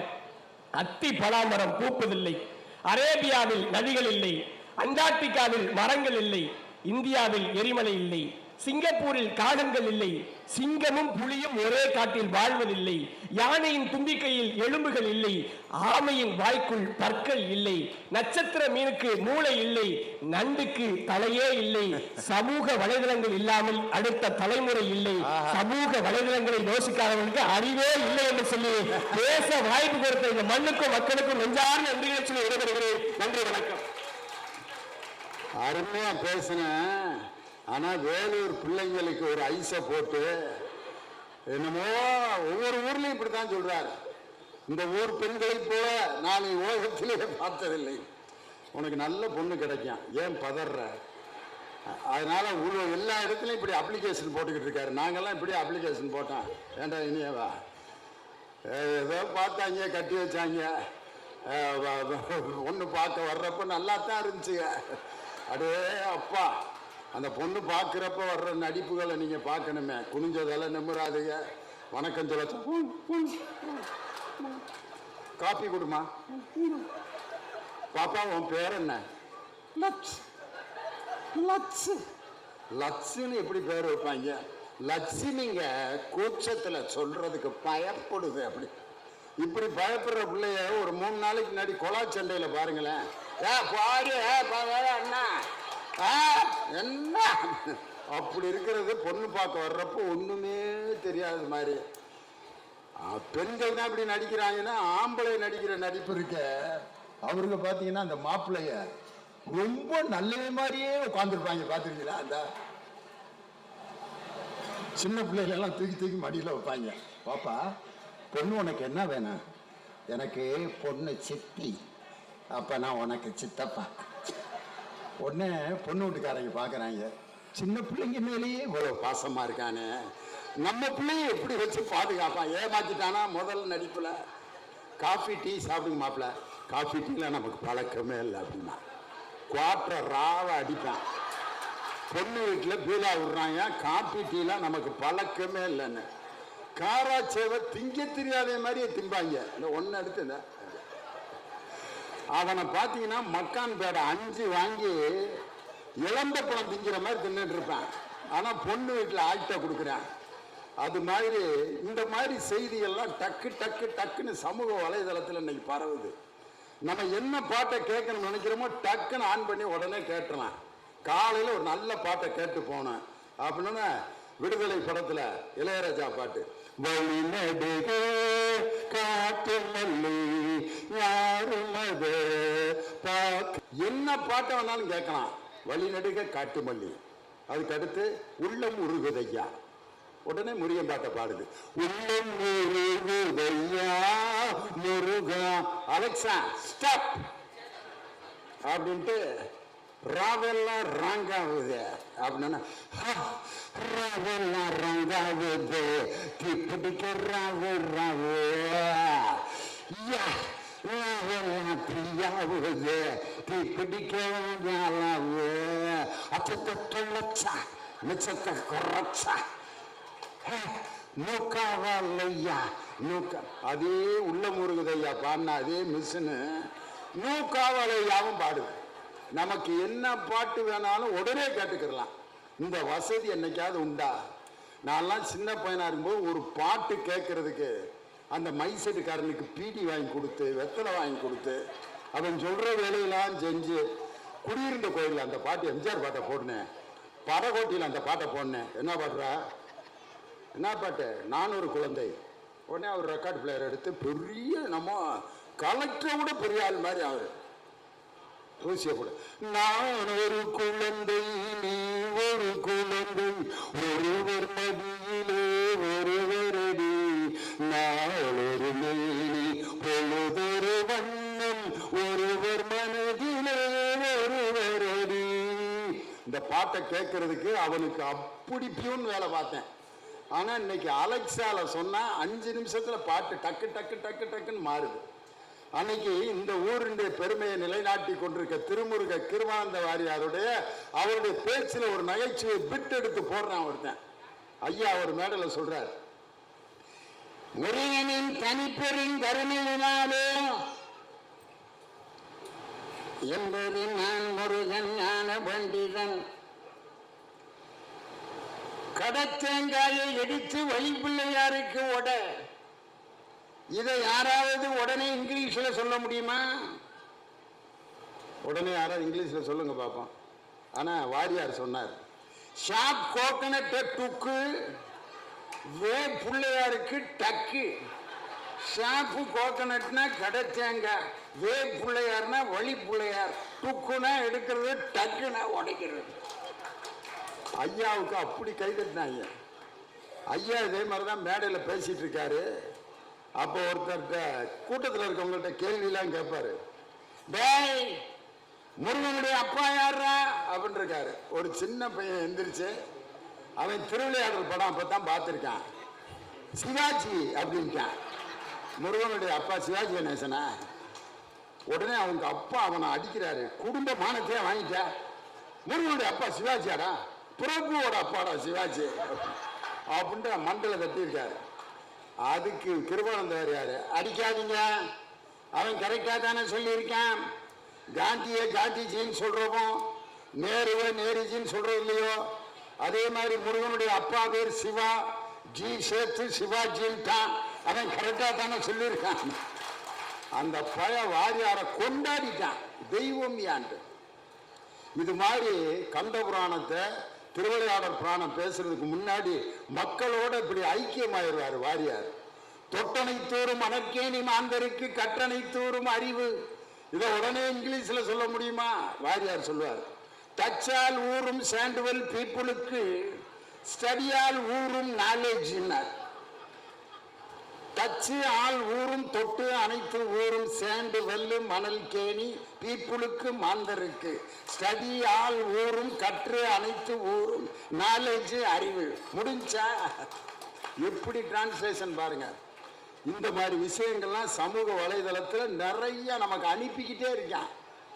நாலேஜ் கெயின் பண்ணணும்னா நீங்க பாட்டுக்கு வரிசையா சில பேர் அனுப்புற ஃபார்வேர்டு நியூஸ்களை பார்த்தாலே போதும் ஐயா. ஒரு புத்தகத்தை படிக்க வேண்டிய செய்திகள் அவன் அனுப்புறானேன்னார்.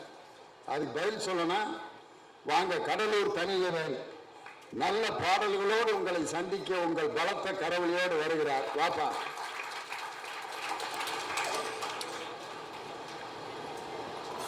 நடுவர் உள்ளிட்ட நல்ல அவையை வணங்கி பெருமதத்திற்குரிய நடுவர் அவர்களே,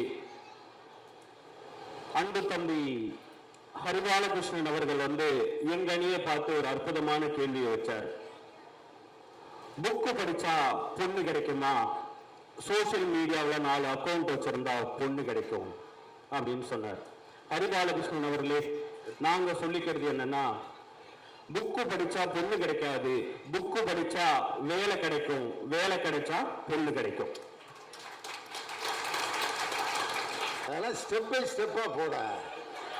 எடுத்தோன்னு பொண்ணு அப்படின்னு ஒரு பொண்ணு வந்துடணுமா, இவர் உடனே தாலி கயிறு எடுத்து கட்டுவாராம், உடனே குடும்பம் நடத்துவாராம். அப்படி வந்தா அதுக்கு பேர் பொண்ணே கிடையாது. இங்க வா அப்படின்னா வந்துருச்சுன்னா அதுக்கு பேர் பொண்ணே கிடையாது. கஷ்டப்பட்டு வேதனைப்பட்டு முயற்சி பண்ணி பல சோதனைகளை எல்லாம் கடந்து அந்த பொண்ணை நம்ம ரீச் பண்ணாதான் அந்த பொண்ணு மேல நமக்கே மரியாதை இருக்கு. அதனாலதான் தமிழன் காதலையும் வீரத்தையும் 2 கண்ணா வச்சான். வீரத்தை நீ செயல்படுத்தி காட்டுற பொண்ணு உனக்கு ஆட்டோமேட்டிக்கா உன்னை தேடி வரும்னா. ஹரிபாலகிருஷ்ணா, நோட் திஸ் பாயிண்ட். ஏதோ விழாக்கள் போடுவத்தை இந்த பக்கம் போட்டாங்க ஒளிப்பதிவு பண்றதுக்குன்றதுக்காக சமூக வலைத்தளங்கள் பக்கம் தான் போடுவதே இருக்கு. அப்பனா எந்த பக்கம் தான் நியாயம் இருக்கு, ஆனா புத்தகம் பக்கம் பாருங்க போடுவதே கிடையாது அப்படின்னு சொன்னார். என்ன காரணம் தெரியுமா? சமூக வலைத்தளத்தை அதன் குகையிலேயே சந்திக்கக்கூடிய ஆற்றல் புத்தகத்துக்கு இருக்கிறது. புத்தகத்தை சந்திக்கக்கூடிய ஆற்றல் சமூக வலைதளத்தில் கிடையாது. சார், ஒழுங்கா புத்தகத்தை ஒருத்தவன் படிச்சுக்கிட்டே இருந்தா அவனை என்ன நாம சொல்லுவோம்? புத்தக புழு அப்படின்னு சொல்லுவோம். ஏன் புத்தக புழு அப்படின்னு சொல்றோம்? புழுக்கு எப்பவுமே ஒரு அழகான தன்மை உண்டு. அது மண்ணுக்குள்ள இருந்து மண்ணை பண்படுத்தி அதை நல்ல விளைச்சலுக்கு உண்டான நிலமாய் மாற்றக்கூடிய தகுதி ஒரு புழுவுக்குத்தான் இருக்கும்.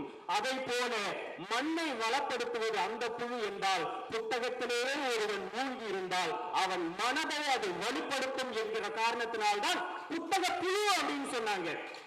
ஹரிபாலகிருஷ்ணன் என்கின்ற புழுவுக்கு இது ஏன் தெரியல அப்படின்றதுதான். வந்ததுல இருந்து நாங்க 50,000 பொண்ணை ஃபாலோ பண்றோம், பொண்ணு கிடைக்க மாட்டேங்குது. கேரளா பொண்ணு என்ன, தமிழ்நாட்டு பொண்ணு என்ன. அதுவும் நடுவர்கள் அவர் கூட பரவாயில்ல, நீங்க ஃபார்வர்டு மெசேஜ்கெல்லாம் அவங்களுக்கு சப்போர்ட் பண்ணலாமா? ஒரு என்ன பண்ணிருக்காங்க, அவன் பிள்ளைய காணோம், ஸ்கூலுக்கு போன பிள்ளைய அப்படின்னு சொல்லி வாட்ஸ்அப்ல ஷேர் பண்ணிருக்கான். வெள்ளை நிற சட்டை, கருப்பு கலர் ட்ரௌசர் அணிந்திருப்பார், காணாமல் போன அன்று டை கட்டி இருந்தான். தயவு செய்து யாராவது என் மகனை கண்டுபிடித்தால் எங்கள் வீட்டிற்கு கொண்டு வந்து சேர்க்கவும் இப்படிக்கு அப்படின்னு போட்டு வீட்டு அட்ரஸோட போட்டு விட்டான். அவன் பையனும் ஒரு நாள் கிடைச்சிட்டான். ஒரு கிடைச்சதுக்கு அப்புறம் 1 மாசம் கழிச்சு அந்த மனுஷனை நான் பார்த்தேன். சார், இப்ப எப்படி உங்க பிள்ளை நல்லா படிக்கிறானா? காணாம போனது பதறி இருப்பீங்களே நீங்க, அந்த வாட்ஸ்அப் தான் உங்களுக்கு கண்டுபிடிச்சு கொடுத்தது, சோசியல் மீடியாவுக்கு தான் சார் நீங்க நன்றி சொல்லணும் அப்படின்னு. நீங்க வேற எங்க வைத்தறிச்சல கலப்புறீங்க? அதே 1 மாசத்துக்கு முன்னாடி எனக்கு கஷ்டம், இப்ப அவனை ஸ்கூல்ல கொண்டு விட்டு வந்தா கஷ்டம், உங்க பிள்ளைங்க டெய்லி ஒருத்தவங்க கொண்டு வந்து விட்டு போறான். இந்த ஃபார்வர்டு மெசேஜால நான் படுற அவஸ்தை எனக்கு தாங்க தெரியும். எல்லாத்தையும் ஃபார்வர்ட் பண்ண வேண்டியது. அதை ஃபார்வர்ட் பண்றீங்க, அதோட நிறுத்தினா பரவாயில்ல.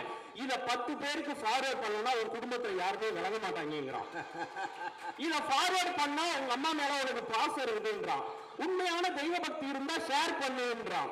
இயேசுநாதர் உன்னை ஆசீர்வதிக்கணும்னா நீ ஷேர் பண்ணுன்றான். முருகன் உன்னை ஆசீர்வதிக்கணும்னா ஷேர் பண்ணுன்றான். முருகனை இயேசுநாதரும் உட்கார்ந்து யோசிக்கிறாங்க, நாம என்னைக்கிடாயும் உங்களை ஷேர் பண்ண சொன்னோம். சமூக வலைதளங்கள் யோசிச்சு பாருங்க. ஒரு காலகட்டத்துல என்ன கொண்டு போய் எங்க அம்மா எங்க சொந்தக்காரங்க முன்னாடி நிறுத்தி என் பிள்ளை அழகா பாட்டு பாடுவான், எங்க அத்தை மாமா முன்னாடி பாடி காட்டு அப்படின்னு சொன்னா நான் பாடினேன். கைவீசம்மா கைவீசு, கடைக்கு போகலாம் கைவீசு, மிட்டாய் வாங்கலாம் கைவீசு, நான் பாடினேன். இன்னைக்கு பட்டிமன்றத்துக்கு போயிட்டு ஒரு நாள் வந்தேன். எங்க அக்கா எங்க மாமா எல்லாம் வீட்டுக்கு வந்திருந்தாங்க.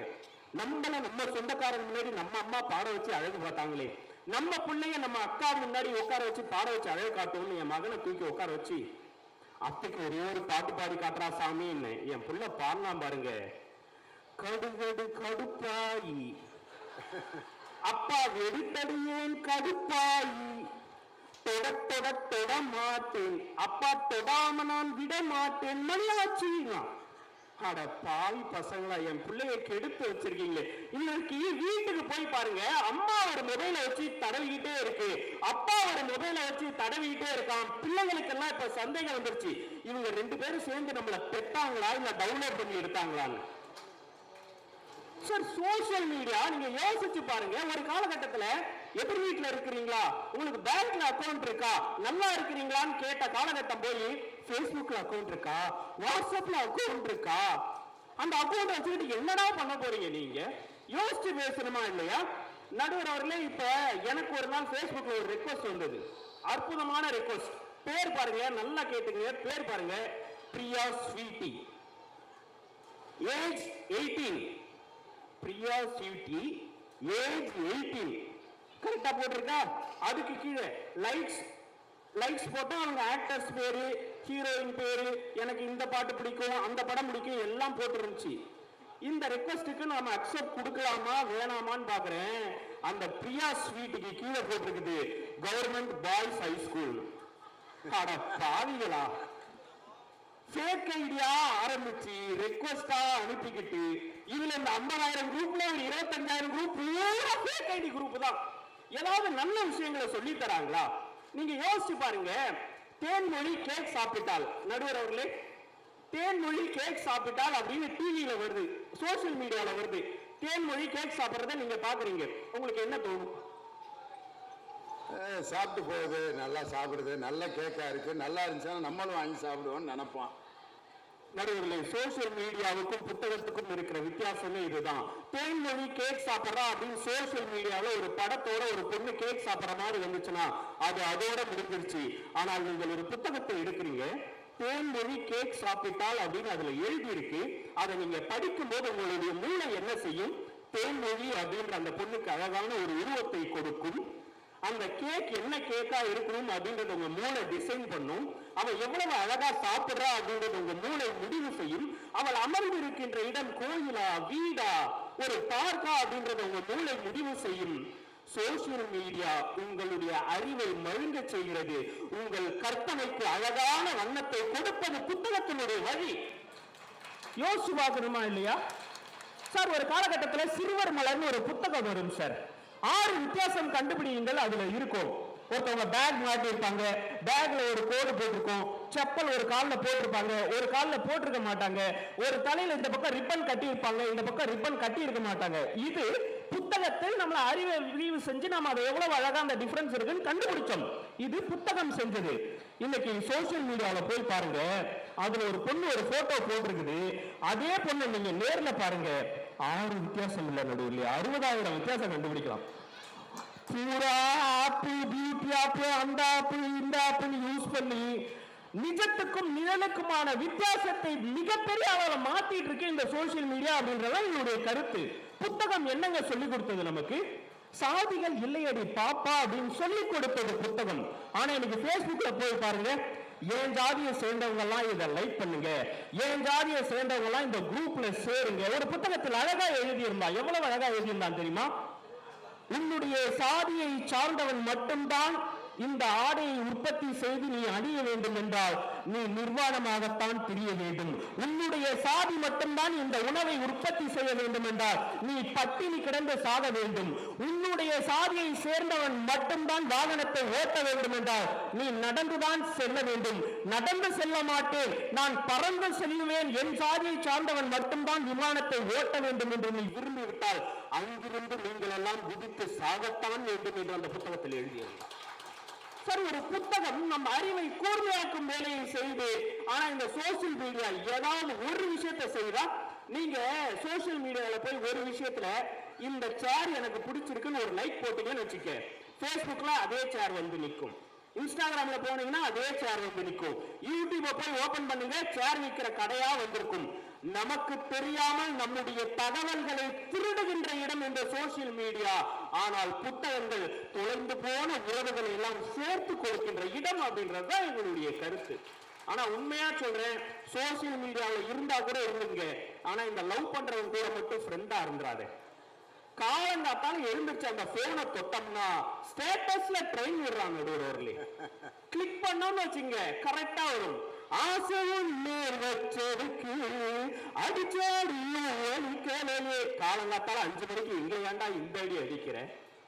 பூரா லவ் சோக பாட்டா போட்டு ஸ்டேட்டஸ் வச்சு இவன் ஸ்டேட்டஸ்ல ட்ரெயின் விடுறதுக்கு நான் மாசம் 339 ரூபாய்க்கு ரீசார்ஜ் பண்ணிருக்கேன் நடுவர்களே. வாழ்க்கையில ஏதாவது ஒரு விஷயம் நல்லா பண்றானா, ஒரு காலகட்டத்தில் ஒரு ஆக்சிடென்ட் நடந்துச்சுன்னு வச்சுங்களேன், ஓடி போய் ஐயோ யார் வீட்டு பிள்ளையோ ஐயோ அடிபட்டுருச்சு காப்பாத்து காப்பாத்துங்க, அவருக்கு என்ன ரத்த குரூப்னு தெரியல, உடனே போய் ரத்த உடனே வாங்க அப்படின்னு மருத்துவமனைக்கு அழைத்து சென்று ஓடியது ஒரு காலகட்டமா இருந்துச்சு. இன்னைக்கு சோசியல் மீடியா வந்ததுக்கு அப்புறம் ஆக்சிடென்ட் நடக்கட்டுமே முதல்ல ஓடி போய் தூக்குறது இல்ல, முதல்ல பாக்கெட்ல இருந்து போன் எடுக்கிறான். பாருங்க, லைவா பாத்துட்டு இருக்கீங்க, இங்க ஒரு ஆக்சிடென்ட் வந்துருச்சு, அவர் கால் உடஞ்சிருக்குதுன்னு நினைக்கிறேன், காப்பாத்துறதுக்கு யாருமே வரல, நானும் 1 மணி நேரமா வீடியோ எடுத்துருக்கேன். நான் 1 மணி நேரமா எடுக்கிறேன், அந்த போனை உள்ள வச்சுட்டு போய் அவங்களை தூக்கிட்டு போய் ஹாஸ்பிட்டல்ல சேர்த்திருக்கலாம் இல்ல. அடிப்பட்டவனுக்காக கதறி துடிக்க சொல்லிக் கொடுத்தது புத்தகம் வெறும் லைக்குக்கும் ஷேருக்கும் சப்ஸ்கிரிப்ஷனுக்கும் பிச்சை எடுத்துக் கொண்டிருக்கிறது உங்களுடைய சமூக வலைதளம் என்கிறதால எங்களுடைய குற்றச்சாட்டு. சார், ஒருத்தனுடைய அப்பா தொலைஞ்சு போயிட்டார் நடுவர் அவர்களே, டெய்லி கஷ்டப்பட்டு வேதனைப்பட்டு அட்வர்டைஸ்மெண்ட்லாம் சோசியல் மீடியாவில கொடுத்தாங்க, கண்டுபிடிக்க முடியல. அவனுக்கு வேற ஒரு ஊர்ல பதி கிடைச்சிருச்சு, மிகப்பெரிய பில்டிங்ல வசிக்கிறான். டெய்லி காலையில அந்த பில்டிங்க்கு பக்கத்திலே ஆபீஸ், டெய்லி அந்த ஆபீஸுக்கு போறான் வரான். அவங்கிட்ட பிச்சைக்காரங்க எல்லாம் வந்து பிச்சை எடுக்கிறாங்க, அவங்களை கண்டுக்கிறது கூட அவனுக்கு விருப்பம் கிடையாது. அவங்களெல்லாம் தட்டி விட்டுட்டு டெய்லி ஆபீஸுக்கு போறான் வரான். ஒரு நாள் அடை மழையில் அவனுடைய செல்போன் அவன் கையில இருந்து தவறி தண்ணியில விழுந்துருச்சு. செல்போனை எடுக்க முடியல, சாக்கடைக்குள்ள விழுந்ததுனால வேதனையோட நடந்து போயிட்டே இருக்கும்போது அவன் 3 வருஷமா தேடி அலைஞ்சிட்டு இருந்த அவங்க அப்பன் அவன் பில்டிங் வாசல்லையே பிச்சைக்காரனா உட்கார்ந்துட்டு இருந்திருக்கான். டெய்லி செல்போனை பார்த்துட்டு கடந்து போன அந்த மகன் தன்னுடைய தந்தை இவன் தான் என்பதை கவனிக்க மறந்துவிட்ட ஒரு சமூகமாய் மாற்றி வைப்பது உங்களுடைய சமூக வலைதளமா இல்லையா? நடுவர்களே, நான் இப்படி சொல்லி நிறைவு செய்கின்றேன். ஏஆர் ரஹ்மானுக்கு மைக்கேல் ஜாக்சன் கூட ஒரு தடவையாக சந்திப்பு நிகழ்வுன்னு ஆசைப்பட்டிருக்காரு. மைக்கேல் ஜாக்சனை சந்திக்கணும்னு கேட்டப்போ அவருக்கு அந்த வாய்ப்பு இல்லை. அவர் ஏதாவது சாதிக்கட்டும், நான் ஏஆர் ரஹ்மானை சந்திக்கிறேன்னு சொல்லியிருக்காரு. ஒரு நாள் அந்த வாய்ப்பு ரஹ்மானுக்கு கிடைச்சிருக்கு. ரஹ்மான் போய் சந்திச்சுட்டு வந்திருக்காரு. அவருடைய நண்பர்கள் கேட்கிறாங்க, சார் ரஹ்மானை மீட் பண்ணீங்கல்ல, போட்டோ எடுத்தீங்களா? சோசியல் மீடியாவா நாங்க எதுவுமே பார்க்கலையே, மைக்கேல் ஜாக்சனை நீங்க மீட் பண்ணல அப்படின்னு கேட்டப்போ ரஹ்மான் சொன்ன வார்த்தை என்ன தெரியுமா? அந்த நேரத்தில் நான் மைக்கேல் ஜாக்சனோடு இருந்த நொடிகளை என் வாழ்வின் பொக்கிஷமான நொடிகளாக நினைத்து அதை உண்மையாய் நான் அவரோடு செலவிட்டேனே தவிர அந்த நேரத்தில் புகைப்படம் எடுக்க வேண்டும் என்ற எண்ணம் எனக்கு தோன்றவில்லை அப்படின்னு ரஹ்மான் சொன்னார். அதைத்தான் நாங்களும் சொல்றோம். ஒரு கோயிலுக்கு போனா சாமியை கும்பிடணும் நடுவர்களே, சாமியை கும்பிடுறதை விட்டு செல்போன்ல அதை வீடியோ எடுக்கிறது, போட்டோ எடுக்கிறது, வாழ்க்கையின் உன்னத தருணங்களை எல்லாம் இந்த சமூக வலைதளங்களால் நாம் இழந்து கொண்டிருக்கிறோம். நீங்கள் எத்தனை ஆண்டு காலமாய் ஆசிரியர் நடுவர் அவர்களே? நான் 33 வருஷமா வாத்தியார் வேலை பார்த்தேன். எதுக்கு இப்படி என்ன வேலையா கொடுக்க போற? எனக்கு திடீர்னு இப்படி இன்டர்வியூல கேள்வி கேட்கிற மாதிரி கேட்குறீங்க, எதுக்கு தனிய வேலை? நடுவர் அவர்களே, 33 ஆண்டுகளாய் நீங்கள் ஆசிரியராய் இருக்கின்றீர்கள். இந்த 33 ஆண்டுகளில் உங்களுடைய ஒரு மாணவரிடமாவது நீங்கள் சமூக வலைதளத்தை பயன்படுத்துங்கள் என்று நீங்கள் சொன்னதுண்டா? அப்பெல்லாம் ஒண்ணுமே கிடையாது. வீடு ஒரு ஃபோன் பண்ணணும்னா எஸ்டிடி பூத்தில் போய் காசு கொடுத்து தான் ஃபோன் பண்ணணும். சமூக வலைதளம்னா என்னானே தெரியாத காலத்தில் 33 வருஷம் வாத்தியாராக இருந்தேன். ஒரு மனிதனுக்கு ஆகச் சிறந்த 3 பேர், மாதா பிதா குரு. இந்த 3 பேருமே படிடா படிடா, புக்கை எடுத்து படிடா, புக்கை எடுத்து படிச்சாதான்டா வாழ்க்கையில முன்னேற முடியும்னு இதுவரைக்கும் சொல்லியிருக்காங்க இந்த உலகத்துல. தவிர பாடுறா பாடுறா போனையே பார்த்துட்டு வாழ்க்கையில இருப்பாம போவன்னு அறிவாலயத்தில். அதனால் புத்தகங்களை பாருங்கள், அதுதான் உங்களுடைய வாழ்க்கையை முன்னேற்ற பாதையில் அழைத்து செல்லும், அதுதான் நமக்கு நல்ல வழி காட்டும் என்று சொல்லி நல்லதொரு வாய்ப்பிற்கு நன்றி பாராட்டி இடம் அமர்ந்தேன். நன்றி, வணக்கம். ஆஹா, உண்மையிலே ரொம்ப அருமையா புத்தகங்களேங்கிறதுக்கு நல்ல நல்ல புத்தகங்களை எல்லாம் எடுத்து கொண்டு வந்துட்டேன். மிக சிறப்பாக இந்த அணி முடிஞ்சிருச்சு. நிறைவாக சமூக வலைதளங்களே என்ற அணியை நிறைவு செய்ய உங்கள் பலத்த ஆரவாரத்துடன் கவிஞர் இனியவன் வருகிறார். வாங்க.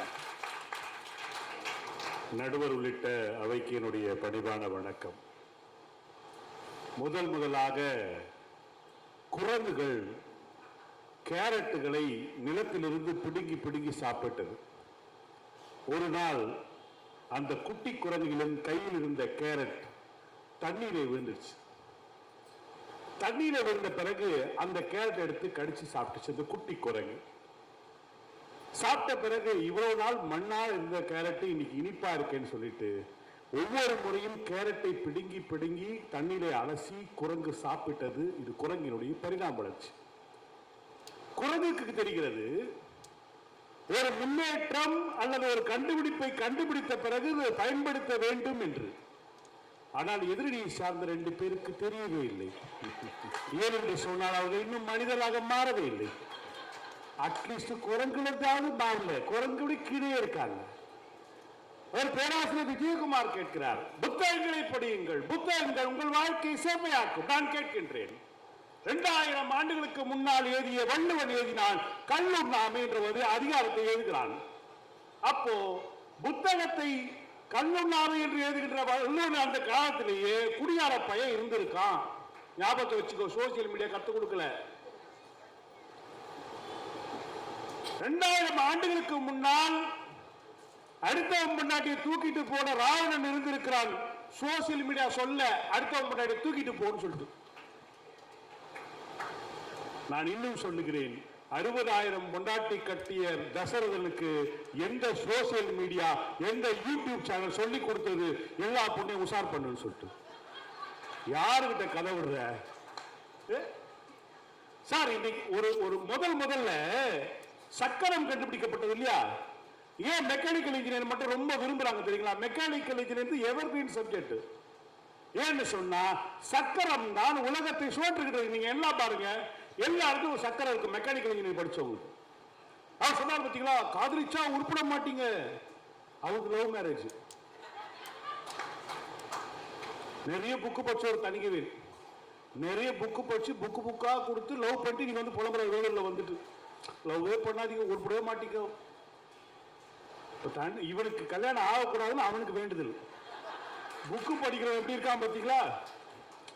நம்மளாவது ஓரளவுக்கு ஃபார்வர்டு பண்ணுவோம் சார். நடுவருக்கு நான் எனக்கு உள்ள ஒரு ஒற்றுமை என்ன பார்த்தீங்களா? 2 பேரும் ஒரு புலம்புறம் பார்த்தீங்களா? நீங்க நான் ஒன்று கேட்குறேன் சார், நடுவர்கள் உங்க வீட்டில் அந்த அலெக்சா இருக்கால அந்த பொண்ணு? ஆமா, எங்க வீட்லயும் இருக்காவோ. அலெக்சாங்கிறது பொண்ணு இல்ல, மிஷின் அது. ஆனா இருக்குதா சார்? ஆமா, வாய்ஸ்ல தான் மிஷினுக்கு ஆர்ம சாமி ஏன் பேர் வைக்கல? அலெக்சா ஏன் பொம்பளை பேர் வச்சான்? ஒரு நப்பாச, அதாவது சடாப்புனா நிறுத்துதானு. 25 வருஷம் ஆகுது சார். என் முன்னாடி ஆனந்தி வாய மூட மாட்டா சார். எல்லா போனு, ட்ரெயின்ல, விமானத்துல எல்லா அறிவிப்பும் பெண் குரல்ல தானே வருது. எங்கேயாவது ஆம்பளை குரல் இருக்கா போன்ல? நீங்கள் தொடர்பு கொள்ளும் வாடிக்கையாளர் தொடர்பு எல்லைக்கு வெளியே இருக்கிறார். பொம்பளை பிள்ளை தானே பேசுது. என்னை மாதிரி ஒரு ஆம்பளையா பேசுறான். நீங்கள் தொடர்பு கொள்ளும் வாடிக்கையாளர் தற்சமயம் தொடர்பு எல்லைக்கு வெளியே இருக்கிறார். நீங்கள் சிறிது நேரம் கழித்து அவருக்கு தொடர்பு கொள்ளவும், உங்கள் அழைப்பை அவர் ஏற்கும் நிலையில் இல்லை அப்படின்னு. யாரு? பொம்பளை பிள்ளை தான். ட்ரெயின்லையும் அதுக்கு தான் அறிவிக்குதுங்க. 12:50 மணிக்கு சேரன் எக்ஸ்பிரஸ் காட்பாடி நிலையத்திற்கு வந்து கொண்டிருக்கிறது. ஏன் பெண் குரலை தேர்ந்தெடுத்திருக்காங்கன்னா அதுதான் தெளிவா இருக்கும். ஆம்பளைய குரல் திடீர்னு கரகரன்னு ஆச்சுன்னா என்ன சொல்றாங்கன்னே புரியாது அப்படின்ட்டு எலக்ட்ரானிக்ஸ் டிபார்ட்மெண்டே முடிவு பண்ணிருக்கு, பெண் குரலில் தான் பொது அறிவிப்புகள் வர வேண்டும். நீங்க இந்த லிப்ட்ல போனீங்கன்னு வச்சுங்களேன், அந்த பொண்ணு சொல்லுது, தயவு செய்து கதவை மூடு. ராத்திரி எங்க வீட்டுக்கார கதை மூடிடா பாரியா மூட்டை நல்லா பார்த்து சாப்பாடு போட்டிருக்கேன். நான் அப்ப நினைச்சுக்கிட்டேன் அந்த பொண்ணையே கட்டிருக்கலாம் போட்டு. எப்போ பார்த்தா தயவு செய்து கதவை மூடும். இது நாள் வரைக்கும் இத்தனை வருஷமாயி ஒரு நாளும் தயவு செய்து கதவை ஒரு நாள் கேட்டுக்கிறேன், இது மாதிரி என்னைக்கு நீ பேசுவ? அவன் யார் உனக்கு அப்படின்றான். இவரு சொன்னாருங்களே, ஜாதி சண்முகங்கள் பெருகிவிட்டது சோசியல் மீடியாவில். நான் பணிவன்போடு கேட்கின்றேன், நாம படிக்கிற புத்தகம் இருக்கிற 1ஆம் கிளாஸ் புத்தகம் 12 வருஷம் படிக்கலாம் சார் ஸ்கூல்ல. 12 × 365 பிறகு 4500 நாள் வரும். இந்த 4500 நாட்கள்ல புத்தகத்துல அரசாங்கம் போட்டு முதல் பக்கம் முதல் பேஜில் என்ன போட்டிருக்கா? தீண்டாமை ஒரு பாவ செயல், தீண்டாமை ஒரு பெருங்குற்றம், தீண்டாமை மனிதத்தன்மையற்ற செயல்னு சொன்ன படிச்ச 4500 நாள் படித்தவன் தான் மனிதர்கள் குடிக்கின்ற தண்ணியில போய் மலத்தை கலக்கிறனா புத்தகங்கள் இன்னும் போதிக்க வேண்டியது நிறைய இருக்கிறது. அதானுடைய குற்றச்சாட்டு. உனக்கு உன் பிள்ளைய பத்தி தெரியல. அவன் என்ன சொன்னா, கருகரு கருப்பாயி, நீ வெளுத்தது ஏன் கருப்பாயின்னு அத்தையை பார்த்து கேட்கிறானே, உனக்கு கொஞ்சமாவது யோசிக்கிறா? உனக்கு உன் தங்கச்சிக்கு மேல இல்லாத அக்கறை உன் பிள்ளைக்கு அத்தை மேல அக்கறை சார். அத்தை கருகருன்னு இருந்தாங்களா, வெறுத்துட்டாங்களா, ஏதோ சோஃபி இது ரத்த சோகம் வந்துச்சு போடுறது, ரத்தத்தில் அது ஹீமோகுளோபின் கம்மி ஆயிடுச்சு அப்படின்ற ஒரு காரணத்தால அத்தையும் விசாரிக்கிறான். அப்ப அடுத்தது என்ன கேட்டா, தொட மாட்டேன். அத்தையே வந்து என் பொண்ணை கட்டிக்க சொன்னாலும் நான் தொட மாட்டேன். ஆனா அத்தை உன் பொண்ணை தொட்டுட்டு நான் எப்பவுமே விட மாட்டேன்ற ஒரு நல்ல புள்ளியை நீ பெற்று வச்சுக்கிட்டு அவன் எப்படி பாடுறான்? என்னையா நீங்க? நான் ஒண்ணு கேட்கிறேங்க, எனக்கு குழந்தை பிறந்த போது எங்க ஊர் கவர்மெண்ட் ஹாஸ்பிட்டல்ல இந்த ஆயா ஒண்ணு இருந்தது. அது கேட்க ரேட்டை வச்சு உள்ள இருக்கிற பொம்பளை பிள்ளை ஆம்பளை பிள்ளைய தெரிஞ்சிடும். 50 ரூபா கொடுனா பொம்பளை பிள்ளை, 200 ரூபா கொடுனா ஆம்பளை பிள்ளை. இன்னைக்கு எவனும் கவலைப்படுறதே கிடையாது. ஏன்னா டிஜிட்டல் டிஸ்பிளே வந்திருக்கு சார். இன்னைக்கு எல்லா ஹாஸ்பிட்டல்லையும் பர்த் சர்டிபிகேட் போய் நான் யார் கையிலும் காலில் விழ வேண்டிய அவசியம் கிடையாது. சென்னை மாநகராட்சி டெத் சர்டிபிகேட் பர்த் சர்டிபிகேட் தட்டின உடனே என் பிள்ளை என்னைக்கு பிறந்தான், எப்போ பிறந்தான், 2000 பிறந்தான், இன்னைக்கு நான் எடுக்கிறேன். எங்க அப்பாவோட பர்த் சர்டிபிகேட் நான் எடுக்கிறேன், என்னோட பர்த் சர்டிபிகேட் நான் எடுக்கிறேன், எங்க அப்பாவோட இறப்பு சான்று நான் எடுக்கிறேன். நான் எவனையும் போய் கை கட்டி ஐயா கொடுங்க என்று கேட்கக்கூடிய நிலைமை இன்றைக்கு இல்லை. சமூக வலைதளங்கள் மாற்றி இருக்கிறது. நான் இன்னும் சொல்றேன், ஒரு காலத்துல நான் சின்ன பிள்ளையா இருக்கப்போ ரேஷன் கடைக்கு போவேன் சார். போகும்போது ரேஷன் கடைக்காரர் என்ன சொல்லுவாரு, அதெல்லாம் அரிசியெல்லாம் காலி ஆயிடுச்சு, பாமா எல்லாம் வரல, கோதுமை தீர்த்து போச்சு, இன்னும் நான் கதை விடுமோ அவ்வளோத்தையும் சொல்லுவார். இன்னைக்கு தமிழ்நாட்டில் டிஎன்இபிடிஎஸ் ஒரு வெப்பேஜ் இருக்கு, ஒரு ஆப்பே இருக்கு. நீ தட்டிட்டு உங்க ரேஷன் கார்டு நம்பரை தட்டினு வச்சிங்களேன், அவர் கடைக்குள்ள எவ்வளோ ஒழிச்சு வச்சுக்கிறது எல்லாரும் வந்துடுது. அன்னைக்கு போய் ஒரு ஆயா சொல்லுது, சக்கரை கதா இல்லை தபார் உள்ள கதி எட்டு ஒழுங்கா போகுது. இல்லைன்னா அந்த ஆப்ல ஒரு பெரிய ஆப்புன்னா தெரியுமா, ஏன் ஆப்புன்னு வச்சானா அது அரசு ஊழியர்களுக்கு ஏமாத்திரம் எவனா இருக்கானோ அவனுக்கு ஆப்பு வைக்கிறதுக்காக வச்சிருக்கான். அதுல ஒரு பட்டன் வச்சிருக்கான், நேரடியாக முதலமைச்சரை தொடர்பு கொள்ள இதை அமுக்கவும். அந்த கிழவி அந்த கையை உடனே போகுது, அதுக்கு அடியில் போட்டுறேன். புரியுதுங்களா? நான் சாதி சான்றிதழ் வாங்குவதற்கு 6 மாசம் ஆச்சு சார். இன்னைக்கு ஒரு 3 நாள் 5 நாள்ல சேவைன்னு போய் நான் தட்டின உடனே வந்துடுது. இவர் சொல்றாரு எல்லாமே ஆபாசங்கள் சார். நான் அறிவானது தேடுறேன், எனக்கு அறிவானது கிடைக்குது, நீ வேற ஏதோ தேடுற, தேடுங்கள் கண்டறிவீர்கள், நீ தேடுறது உனக்கு கிடைக்கும். புரியுதுங்களா?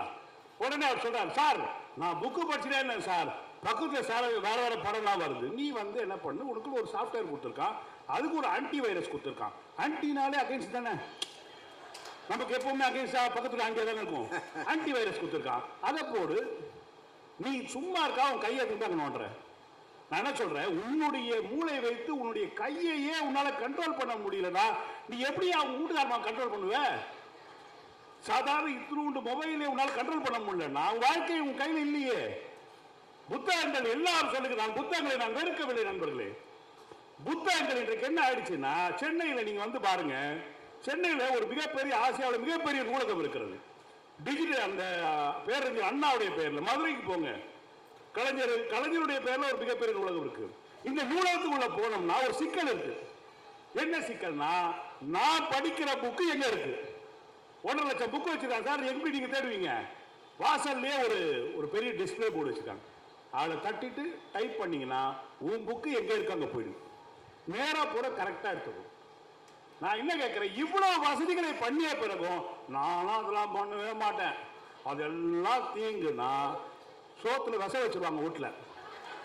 தயவு செஞ்சு சொல்றேன், வாழ்க்கையை பழகிங்க. ஓ எங்க வீட்டுக்காரமா முந்தா நாள் குழம்பு வச்சாங்க, புளிய கரைக்கல ஊத்துல வந்துட்டு சொன்னாங்க, ஐயோ புளிய கரைச்சி ஊத்தலையே. நான் சொன்னேன், நீ குழம்பு வைக்கும் போது என் வயிற்றுல புளிய கரைச்சிச்சு, நீ கூட நான் ஊத்திக்கிறேன் சார், அட்ஜஸ்ட் பண்ணி போடு சார். 24 வருஷம் முடிஞ்சு 25 வருஷம் ஆச்சுங்க. எங்க வீட்டுக்காரமா சொன்ன ஒரு வார்த்தை, அருமையான வார்த்தை, கல்யாண நாள் அன்னைக்கு சொன்ன வார்த்தை, உன்னை போய் கட்டணும் பாரு, நான் ஒரு பைத்திய காட்சி அப்படின்னா.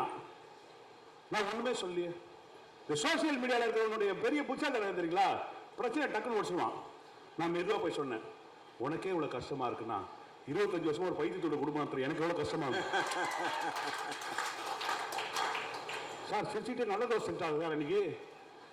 அப்ப என்ன அர்த்தம்னா, வாழ்க்கைய நீங்க எவ்வளவு பெரிய கஷ்டமா இருந்தா நீங்க வாங்குற புக்கெல்லாம் பாருங்க, நீங்கள் பணக்காரராவது எப்படி? 500 ரூபாய் வித்தவன் பணக்காரன் ஆயிட்டான்.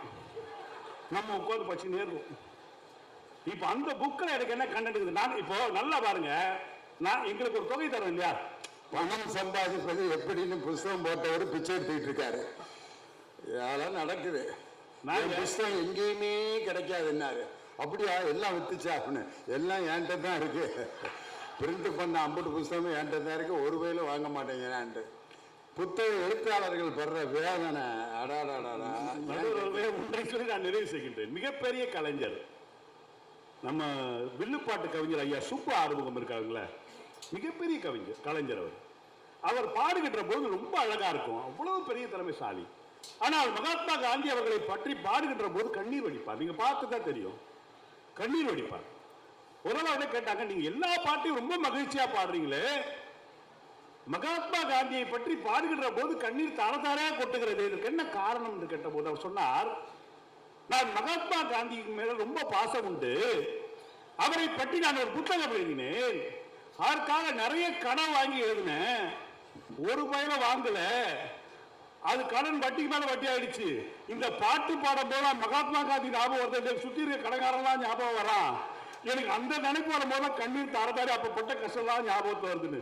நாங்கள் பட்டிமன்ற பேச்சாளர் இருக்கோம் இல்லையா, எனக்கு ஒரு தொல்காப்பியத்திலிருந்து ஒரு செய்தி, ஒரே ஒரு செய்தி நடுவுல ஒரு 324 பக்கத்துல ஒரு 6 லைன் மட்டும் எனக்கு வேணும்னா, நான் என்ன கேட்கின்றோனோ தொழில்நுட்பம் எனக்கு கொடுக்கிறது 3 நிமிடத்தில் நான் தயார் செய்து விட்டு உங்களிடம் படைத்து விட்டு போகின்றேன்.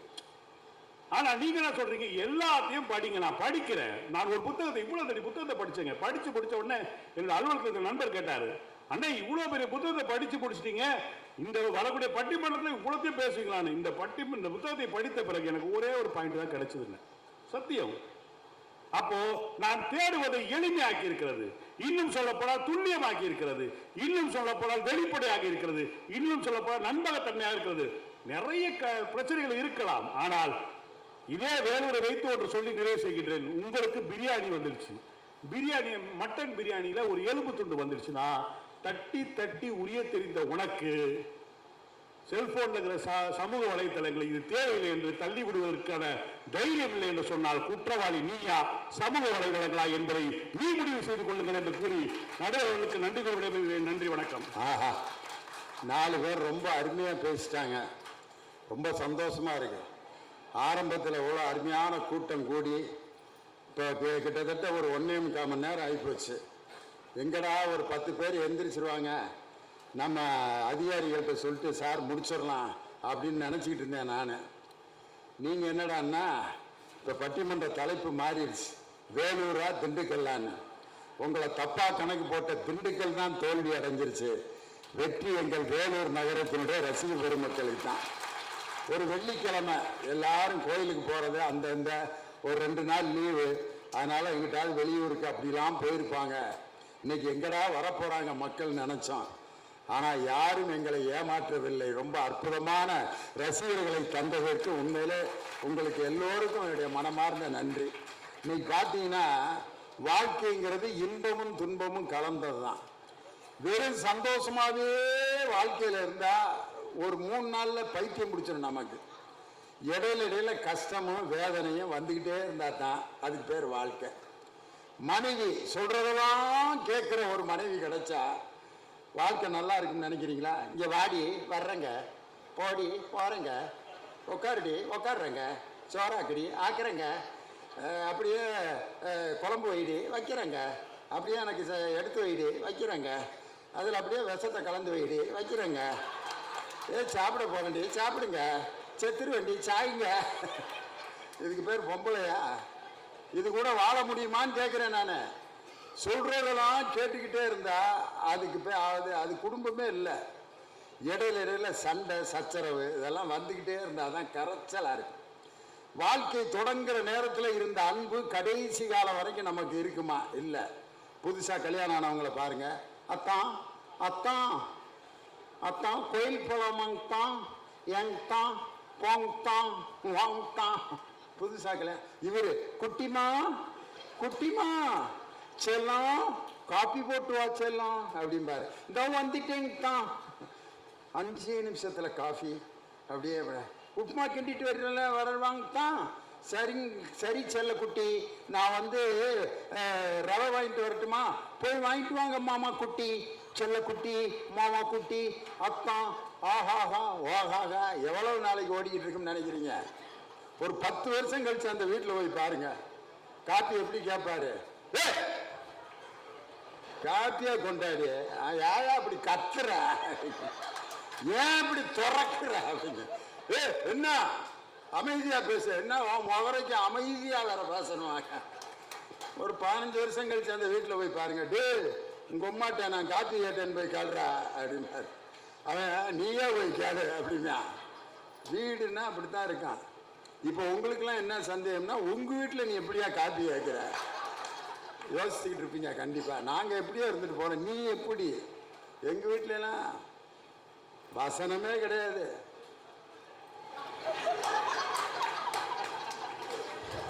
உடனே வந்துடும் காப்பி. வருஷம் ஆக ஆக ஆக டயலாகே தேவையில்லை. இன்னும் ஒரு 10 வருஷம் கழிச்சு காப்பி வீட்டிலேயே கேட்க மாட்டான். 5:30 மணிக்கு எந்திரிச்சு டீ கடைக்கு வந்துடுவேன். இந்த காலையில 6:30க்கு காப்பி கடையில குடிக்கிற கம்பெனி பூரா நொந்து நூடுல்ஸ் ஆன குரூப். அவங்ககிட்ட நீ விசாரிங்க, வீட்டில் காப்பி அதை பார்த்து 15 வருஷம் ஆகுது. வீடுன்னா கஷ்டம் இருக்கத்தான் செய்யும். மனிதன் எல்லாருமே நல்லவனே கிடையாது. 100% நல்லவனை நீங்க எங்கேயுமே தேட முடியாது. சுத்தமான தண்ணியில உயிரினங்கள் வாழவே வாழாது. அசுத்தமான தண்ணியில தான் உயிரினங்களே வாழும். ஹியூமன் ஈஸ் டு எர் சொன்னது யாரு? ஷேக்ஸ்பியர். தவறு செய்வதற்காகவே படைக்கப்பட்டவன் தான் மனிதன் அப்படின்னு. அந்த தவறுகளோட அவங்கள ஏத்துக்கணும். அதுதான் இன்னைக்கு வீடுகளில் எல்லாரும் அவங்க நினைச்ச மாதிரி ஒரு கணவனோ அவங்க நினைச்ச மாதிரி ஒரு மனைவியோ இன்னைக்கு இருக்கா? கால மாற்றம்.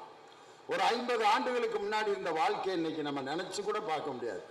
எங்க தாத்தாவுக்கும் பாட்டிக்கும் 16 பிள்ளைய. எப்படித்தான் பெத்தாரோ, பகல் முழுவதும் சண்டை போட்டுக்கிட்டே தான் இருந்தாங்க. ஆனா 16 பிள்ளை. எப்படி தாத்தான்னு கேட்டா எல்லாம் ஆண்டையும் பார்த்து கொடுத்ததுதாங்கிறாரு. ஆண்டவனா கொடுத்தாரு 16 பிள்ளைங்க. எங்க பாட்டியை கேட்டா பூரா நான் பெத்ததுடா, கடையிலே அவை வாங்க முடியும். பஞ்சம் இல்லாம வாழ்ந்திருக்காங்க.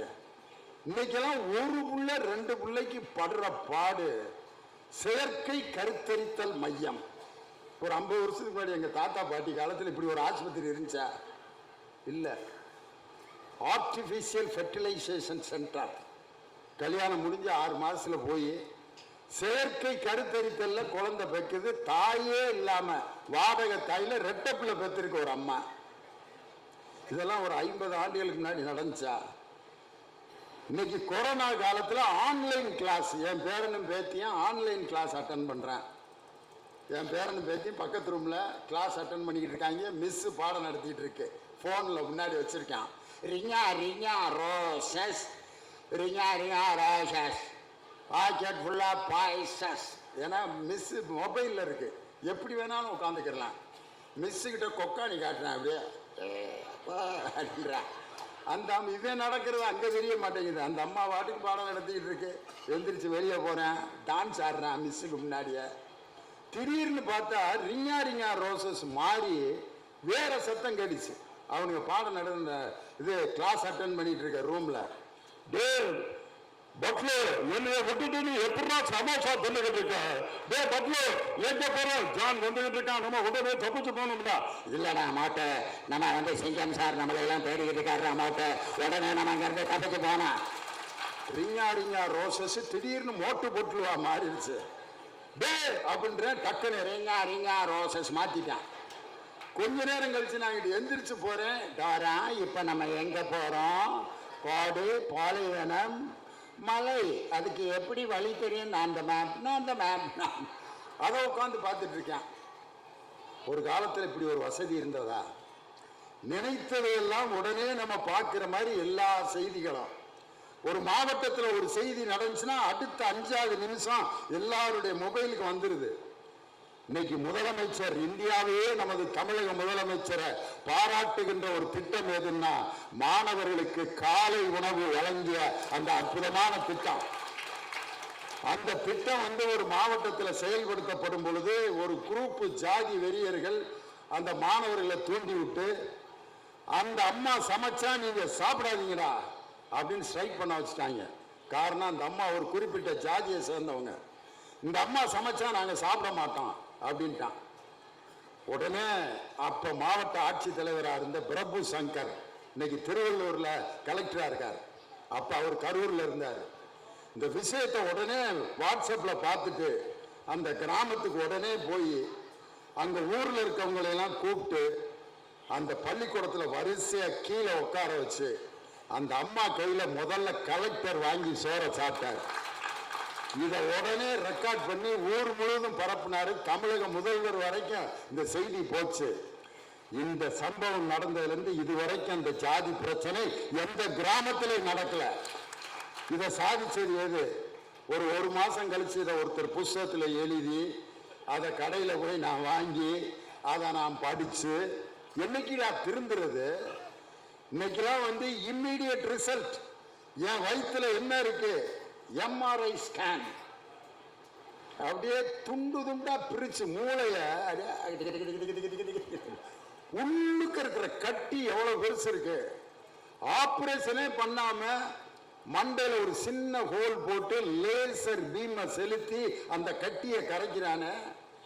ஒரு காலத்துல இப்படிலாம் இருந்துச்சா? வயிற்ற கோழி அறுக்கிற மாதிரி அறுப்பாங்க. அறுத்து உள்ள இருந்து எல்லாம் எடுத்து சில டாக்டர்கள் கத்திரிக்கோலை உள்ள வச்சு மறந்துட்டு தச்ச வரலாறுலாம் நடந்திருக்கு. எவ்வளவு அட்வான்ஸ் ஆயிடுச்சு. இந்த வளர்ச்சியினுடைய ஒரு தொடர்ச்சி தான் சமூக வலைதளம். இதை நம்மள்ட்ட இருந்து பிரிக்க முடியாது. அதுல நல்ல செய்திகளை மட்டும் பாருங்க அப்படின்னு சொல்றாங்க. இவங்க என்ன சொல்றாங்க?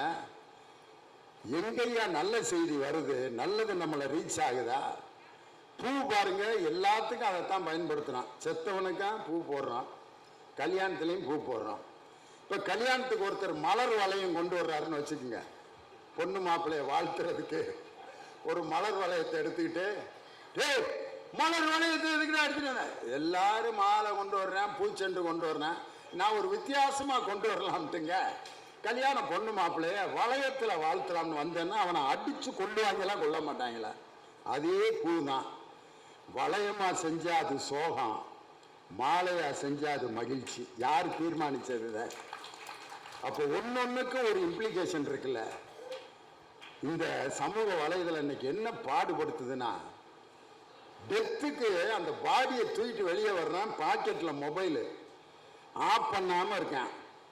எல்லாம் அழுக, மாமா மாமா எங்களை விட்டுட்டு போயிட்டியா மாமா அப்படின்னு கத்தி அழுதுகிட்டு இருக்காங்க.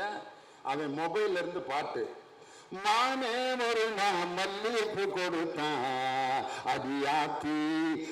எப்படி இருந்திருக்கு அந்த இளவு வீடு எல்லாம். அந்த தூக்கிட்டு வந்தவன மண்டல தட்டி ஆஃப் பண்றா. இதே மாதிரி கல்யாண வீட்டில் நடந்திருக்கு.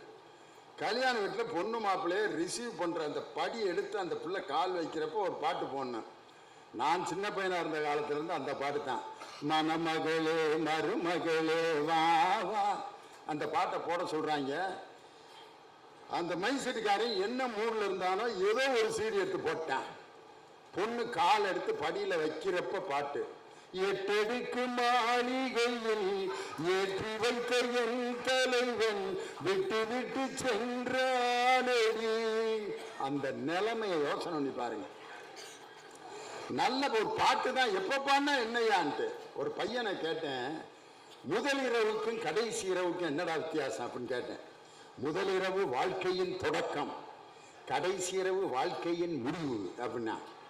இன்னும் சில வேறுபாடுகளை சொல்றான்னா, ஒரு வேறுபாடு சொன்னான் பாருங்க. பூவை நம்ம போட்டு அது மேல படுத்தோம்னா முதல் இரவு, நம்மளை படுக்க போட்டு பூவை நம்ம மேல போட்டாங்கன்னா அது கடைசி இரவுன்னாங்க.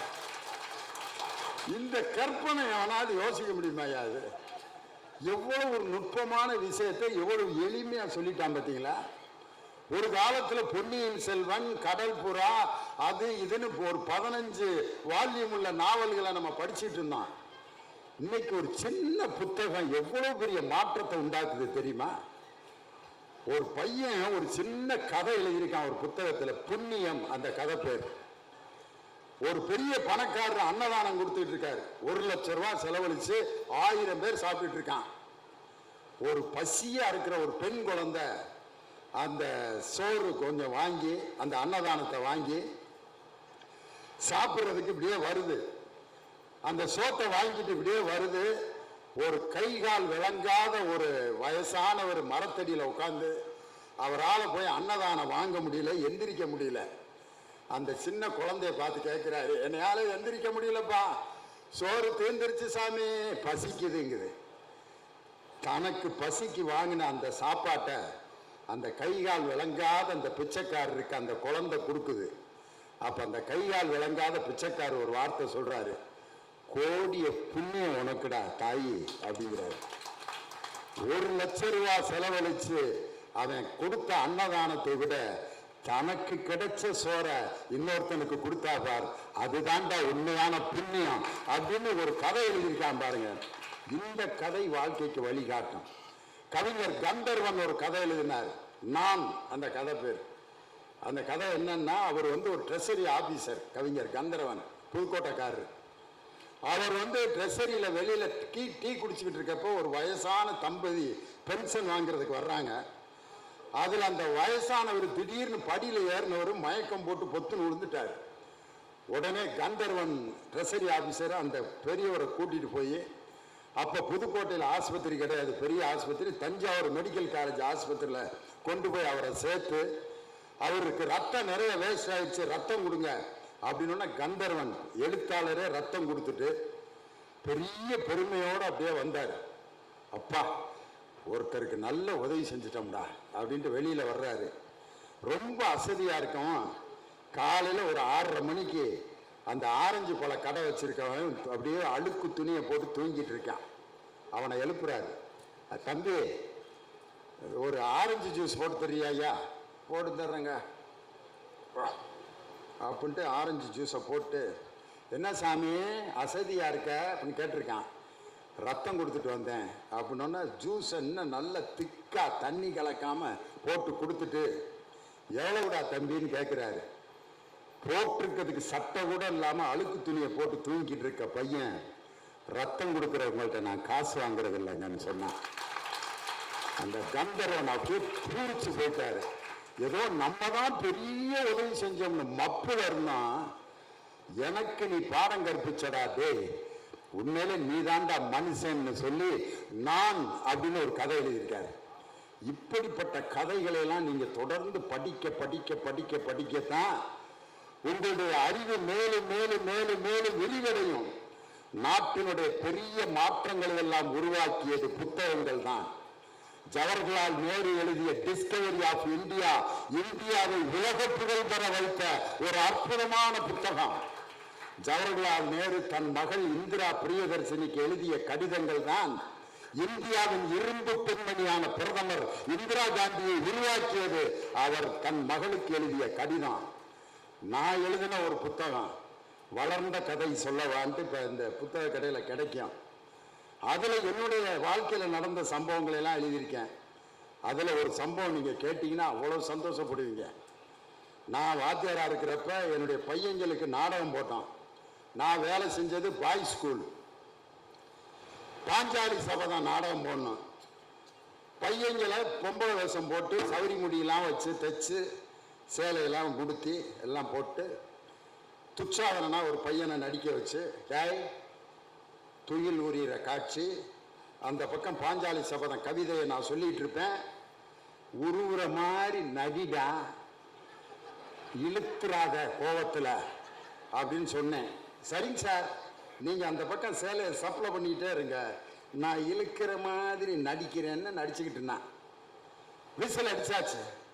எஸ் ஸ்டார்ட் அப்படின்னா அந்த 2 வயலும் எளிமைன்னு எனக்கு தெரியாது. துச்சான நடிக்கிறவன் திரௌபதியா நடிக்கிற பயல, நீ மேடையில பாடுறா ஒன்னையா நான் என்ன பண்றேன்ட்டு சேலையை கையோட எடுத்துட்டு போயிட்டான். அந்த பாஞ்சாலியா நடிக்கிற பய டவுசரோட நின்றுட்டு இருக்கான். அந்த பய என்ன பாடுபட்டிருப்பான். அப்போ ஒரு டயலாக் அடிச்சான் பாருங்க, கண்ணா அன்று பாஞ்சாலிக்கு சேலையை கொடுத்து மானத்தை காப்பாற்றினாய், இன்று எனக்கு டவுசரை கொடுத்து மாநாட்டை காப்பாற்றிய கண்ணா, நீ யூ ஆர் கிரேட்னா அந்த பயலை தூக்கி முத்தம் கொடுத்தேன் நான். இதுல இருந்து இந்த புத்தகத்துல நான் கீழே என்ன வரி எழுதியிருக்கேன் தெரியுமா? கஷ்டம் சோதனைகள் வரும் பொழுதுதான் ஒரு மனிதனுக்கு அறிவு மிக அற்புதமாக வேலை செய்யும். கலைஞருடைய நெஞ்சுக்கு நீதியை படிச்சீங்கன்னா அவர் வாழ்க்கையில வேதனையோடு எழுதிய செய்திகள் தான் இன்னைக்கு வாழ்க்கையினுடைய பாடமாக இன்னைக்கு எல்லாருக்கும் இருக்கு. அண்ணல் காந்தி அவர் பட்ட வேதனைகளையும் அவமானங்களையும் சத்திய சோதனை என்ற புத்தகத்தில் எழுதியிருக்கிறார். அதுதான் இந்தியாவுடைய வரலாற்றை மாற்றிய புத்தகம். வால்டர் ரூசோ அவர்கள் எழுதிய ஒரு புத்தகம் தான் பிரெஞ்சு புரட்சிக்கு காரணமாக இருந்தது. அதனால்தான் எழுதினாங்க, the power not begins from the barrel, the power begins from the ballot அப்படின்னு எழுதினா. துப்பாக்கி முனையிலிருந்து சக்தி பிறப்பதில்லை, பேனா முனையிலிருந்து தான் சக்தி பிறக்கிறது. அந்த பேனா முனையில் உருவாக்கப்பட்ட இந்த புத்தகங்கள் தான் உலகத்தை மாற்றுகின்ற அதிசயத்தை கொண்டு வருமே ஒழிய சமூக வலைதளங்கள் செய்திகளை பரிமாறுவதற்கும் மகிழ்ச்சிக்கும் மற்றவர்களின் மனதை புண்படுத்துகின்ற ஊடக கொலைகளை செய்வதற்கும் தான் இன்று பயன்பட்டு கொண்டிருக்கிறதே ஒழிய ஒரு புத்தகம் எவனையும் கெடுத்ததாக வரலாறே இல்லை. அப்படிப்பட்ட புத்தகங்களை நேசிப்போம், வாசிப்போம், சுவாசிப்போம், வாழ்க்கையில் வெற்றி பெறுவோம் என்று சொல்லி இந்த வேலூர் புத்தக திருவிழாவை நடத்தி கொண்டிருக்கக்கூடிய வேலூர் மாவட்ட நிர்வாகத்திற்கும் மாவட்ட ஆட்சித்தலைவருக்கும் என்னுடைய சிறப்பான நன்றியை சொல்லி உங்களிடமிருந்து விடைபெறுகிறேன். நன்றி, வணக்கம். இந்த பதிவை குறித்து உங்களுடைய கருத்துக்கள் வரவேற்கப்படுகின்றது. மறவாது தர்மபுரி சேனலை சப்ஸ்கிரைப் செய்து பாருங்கள். இந்த நாள் இனிய நாளாக அமைய வாழ்த்துகின்றோம்.